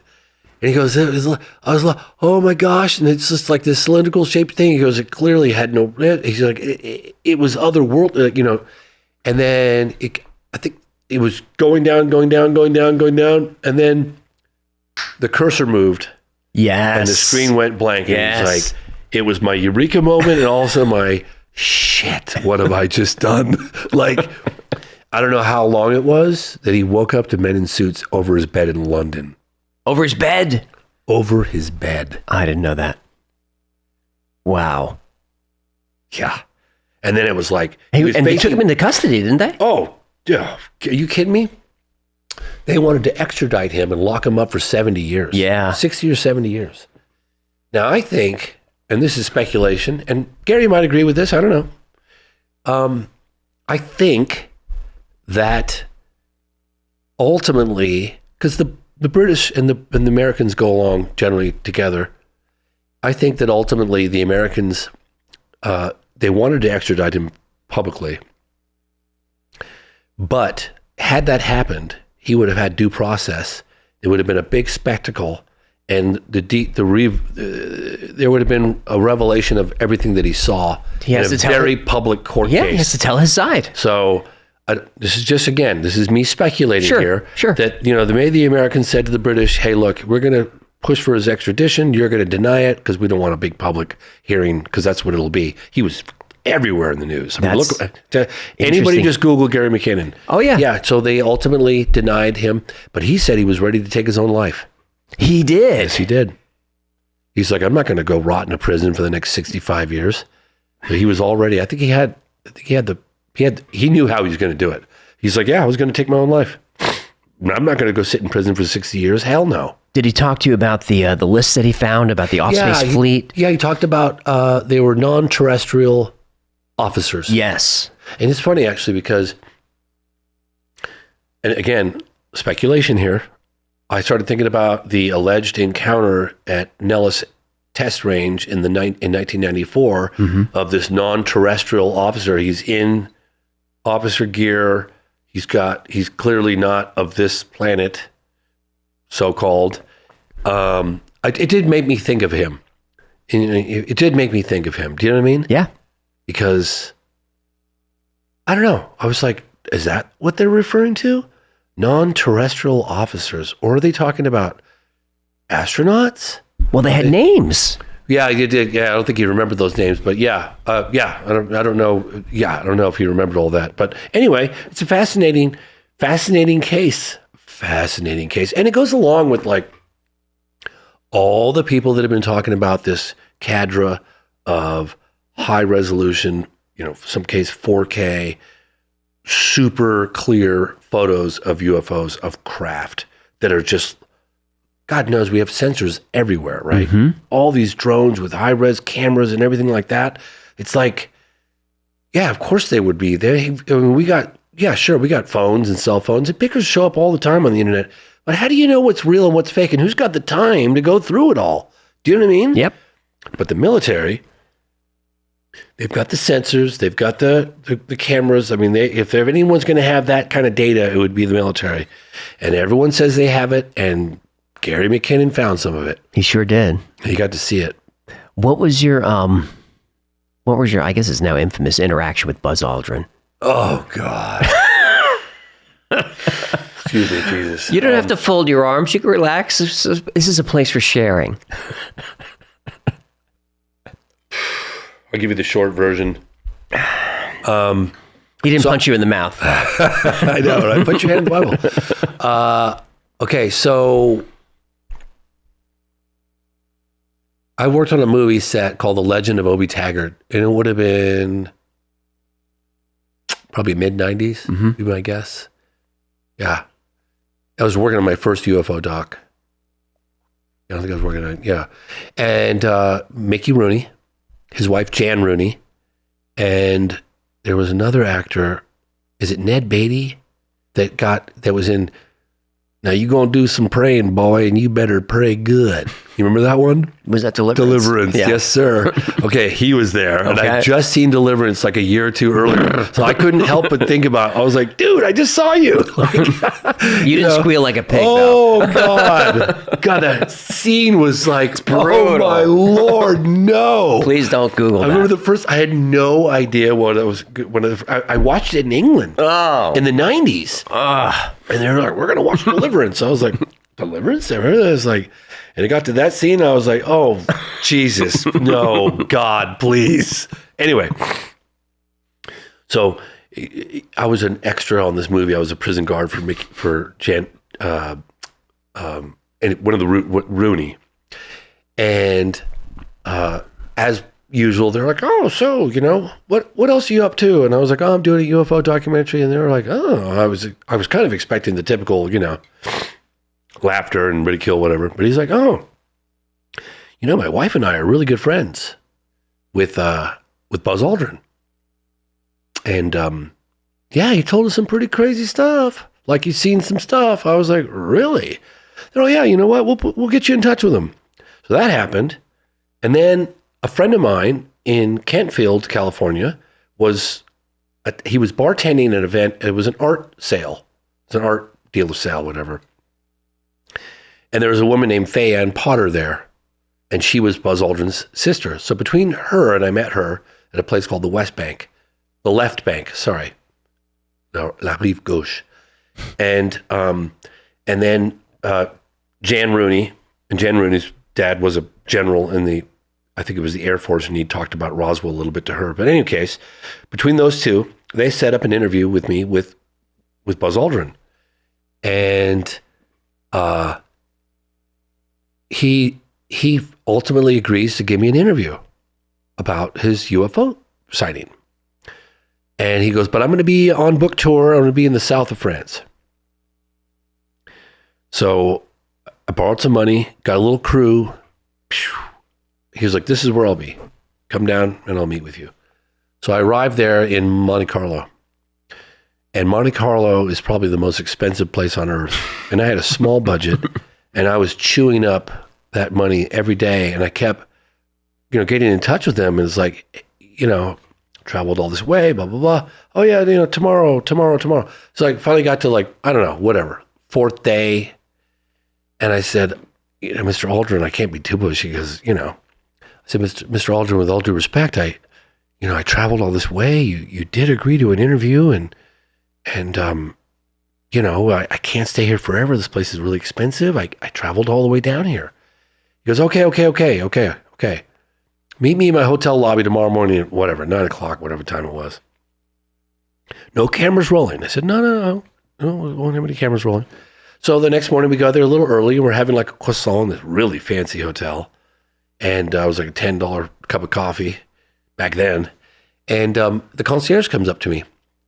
He says, Mr. Fox, I said, yeah, you have a telephone call? I go over there and it's buzzing. He goes, I can't do it. He goes, Paul Allen has just invested in SETI, Search for Extraterrestrial Intelligence. Very conservative. Those guys were looking for shit all over across that, Mm-hmm.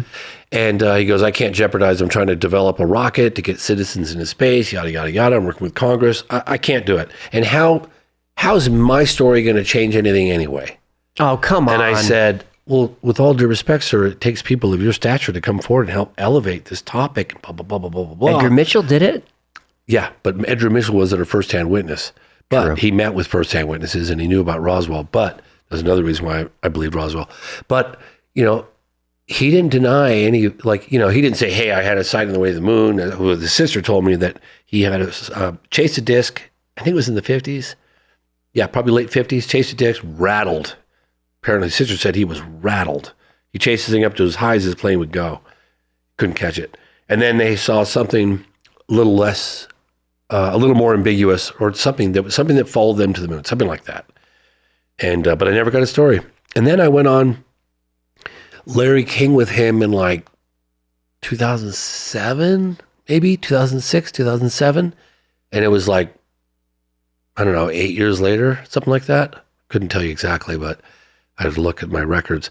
And I went on with Fife Symington, the former governor of Arizona, and to my unbelievable shock, I went into the green room and there he was getting his makeup put on. And I was like, holy shit, I'm about to go live with Buzz Aldrin and the former governor. So I take a picture of him. Probably did it with my phone. Yeah, 2007. Yeah, sure, I did it with my phone. I have the picture. I got it somewhere on my computer. And she's like, sir, you're not supposed to take pictures in the green room. I was like, oh, I'm sorry. Kept it. Yeah. And he's looks at me. He's he's kind of and then he goes on and I was like, I'm going to really get this guy. Cause I was still pissed about what happened. And Fife was like, this guy's, he's very respected and landed on the moon with Neil Armstrong, blah, blah, blah, blah, blah, blah, blah. Allegedly. Really be careful. Yeah, I know, allegedly. I know people, I know. There's that whole debate. My really good friend, one of my best friends, and he was my neighbor, and we were so tight. And he's like, we didn't go to the moon. And we would always have these debates, and we loved each other, and we didn't care. It was like, cool, But he just sat there and lied. He just sat there and lied. Just sat there and lied. And I just sat there and just watched him lie. You couldn't say... It poked a little bit. There's a guy, Darcy Weir, who did a film that covered it. He found that, amazingly enough, he found the clips of me on the show. And yeah, I know Darcy. Interviewed me about it, blah, blah, blah, blah, blah, blah, blah. But yeah, that's my story. Oh, what a shame. I know. Can you imagine? That was in the 90s. Yep. Any other astronauts? Edgar Mitchell. Any first-hand witnesses? Yeah, there was that Mercury astronaut guy that took a picture of a UFO that was pretty incredible. Shit. I'm trying to remember his name. Sorry, I'm exhausted. I've just barely been getting sleep lately. I mean, I had the National Press Club event and I flew to Brazil and I was sick in Brazil and I was all that stuff. And I flew back here and boom, boom, boom. So I'm sorry if I seem a little tired. No, you're good. But Yeah, there is a guy, it was in the 60s. It was part of the Mercury program, and he took a pretty damn good picture of a UFO. And I think it might have been some filmed footage, too. Dosh Garnett. That's okay. We'll find him. Yeah, you'll have to find it. It was Mercury mission, and I know his name, but I'm at a loss right now. Anyway. Well, then the last thing, we'll let you go. Yes, sir. Are there any UFO photos, stories, or anything that's out there that people tend to believe that you don't? That you say, yes. Nah, it's not it. Yes. Billy, he's in Switzerland, and I'm always told Billy Myers. Yes. And some people can criticize me. It's fair to have look, we can have opinions and we can agree to disagree. That's all I'm asking. I'm not trying to be disrespectful to anybody. Everyone can make up their own mind. My personal opinion, based on what I've seen, I haven't met the guy, so I have to add that to the story. But my personal opinion is that that he has definitely presented some fake photographs. Now, some people say, well, yeah, because some of the earlier stuff was legit, but then it dried up, and so he wanted to keep getting attention, so he faked some stuff. And I was like, well, if you faked one, you faked two. It's kind of tough for me to go, well, was he telling the truth? Yeah, I don't know. But I'm also told that there's a certain force field, because a lot of people go, why is it always blurry? It's a little fuzzy. There's a field around that kind of affects the environment.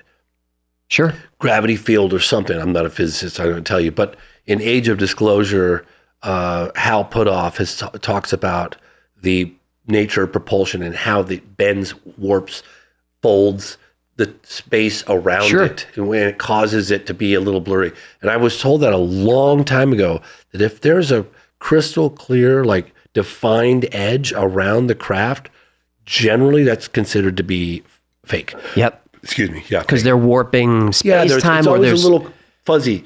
Because you see a lot of discs where the surface is almost moving. Yeah. Those I tend to believe. You'll see that too. But no, but even like, 1950 McMinnville, Oregon, the Trents, you look at that photograph and boy, that's pretty damn good. But people that have some of the original prints and zoomed in on it, you can see it's blurred around the edge. So it's pretty authentic. And you got two witnesses, broad daylight, multiple angles, points of reference.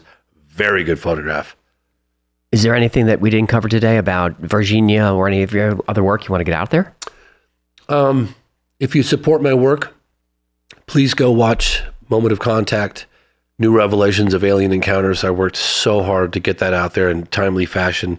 Included a very quick snapshot of some of the relevant aspects that's been happening in transparency, pushing for transparency in the U.S. government. The first 20 minutes is all new, and then some of the most compelling firsthand eyewitness testimony in the history of phenomenon, if you believe it. I believe Dr. Itala because I can't find a motive. He's not selling a doc. He's not selling a book. He's not asking for money for his story. He's still the lead neurosurgeon at the hospital, still to this day. And I'm sitting there going, I've met his wife, I've met his kids, I met his coworkers. Had a whole tour at the hospital, all the people he's been working with.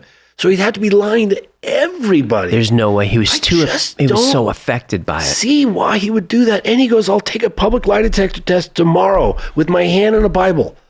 Like, what does this guy have to win by? Why would he do that in his twilight years? You gotta look him in the eyes, man. The tears holding on to me. He's like, I'm telling the truth, man. I'm coming forward because younger generations need to know this is real. Moment of Contact. Definitely want to watch that. I bought it on Apple TV. I'm assuming it's everywhere. It's on Amazon, okay. Apple, Google, Fandango. Yeah. Perfect. I think I gave your crew a link that you hopefully will be in the video. We'll put all of it online. It's a genius link, and you just click on it, and it'll take you to various platforms. I appreciate you having me on. I really do. Sure. We got your Proton email. Anywhere else that we can find you? Oh, yeah. Good idea. Thank you. Find me on X, formerly known as Twitter. It's at James C as in Charlie Fox, at James C Fox. And I post everything relevant that I do there.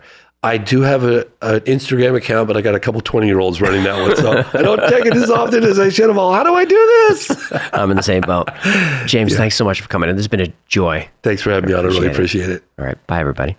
So that's James Fox's investigation into Varginha. Now, here's what we can verify. The incident that happened in January 1996. Multiple witnesses, civilian and military, reported seeing both a craft in distress and strange creatures in and around the town. A military police officer named Marco Cherez died about 3 weeks after allegedly capturing one of the beings. His official cause of death was listed as sepsis and pneumonia from what doctors called a benign bacteria, though they never identified its source, and that's documented in the autopsy. The big claim here is Dr. Italo Venturelli's testimony. He's a practicing neurosurgeon at Regional Hospital in Varginha, 45 years in medicine, still performing brain surgery. He says he had 3 to 4 minutes of face-to-face contact with a live, non-human entity in the ICU on January 20th, 1996. He's not selling a book. He's not asking for money. His colleagues, other doctors who've known him for decades, all went on camera and vouched for him. Now, what I keep coming back to is what James said about motive. If Dr. Italo is lying, he's lying to his wife, his children, his colleagues, his entire community. Why would he do that? There's no upside. And he's offered to take a public lie detector test with his hand on a Bible, something he doesn't take lightly. This is either the most significant testimony in the history of UFO research, or it's an elaborate hoax with no motive. But I think it deserves serious investigation either way. You can watch James's documentary, Moment of Contact, New Revelations. It just dropped. And his National Press Club event from January 2026 is on YouTube for free. And if you have any information about the Varginha case, James has set up a secure Proton mail for tips. Until next time, be safe, be kind, and know that you are appreciated.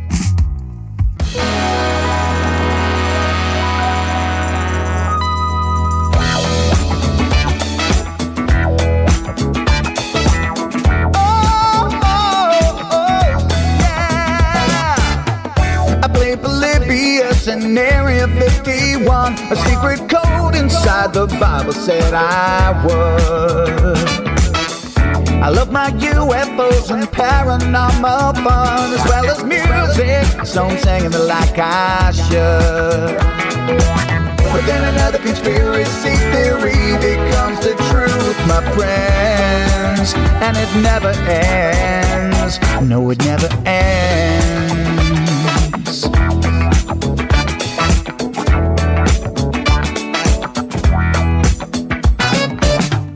I feel the crap cat and got stuck inside Mel's hole with MK Ultra of being only too aware. Did Stanley Kubrick fake the moon landing alone on a film set, or were the shadow people there? The Roswell aliens just fought the smiling man, I'm told, and his name was Cold. And I can't believe I'm dancing with the fish. Head go fish on Thursday nights, Wednesday J2, and the Wi-Fi's helping me all through the night. All I ever wanted was to just hear the truth, so the Wi-Fi's helping me all through the night.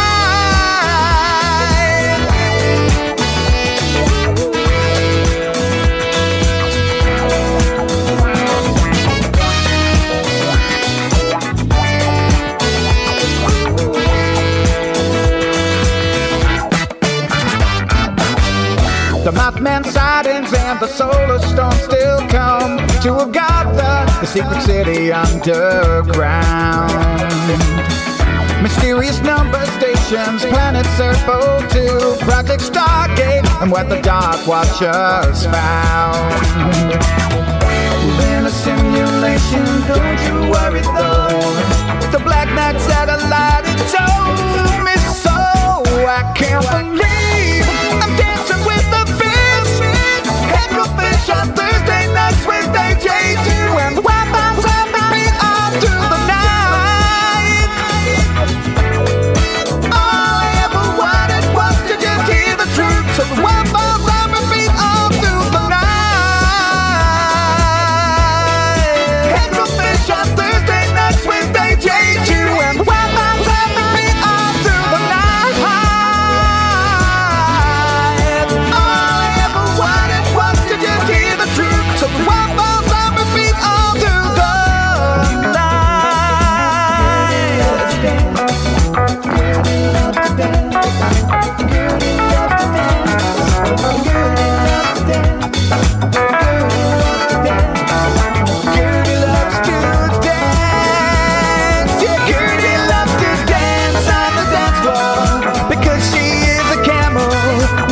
travels it after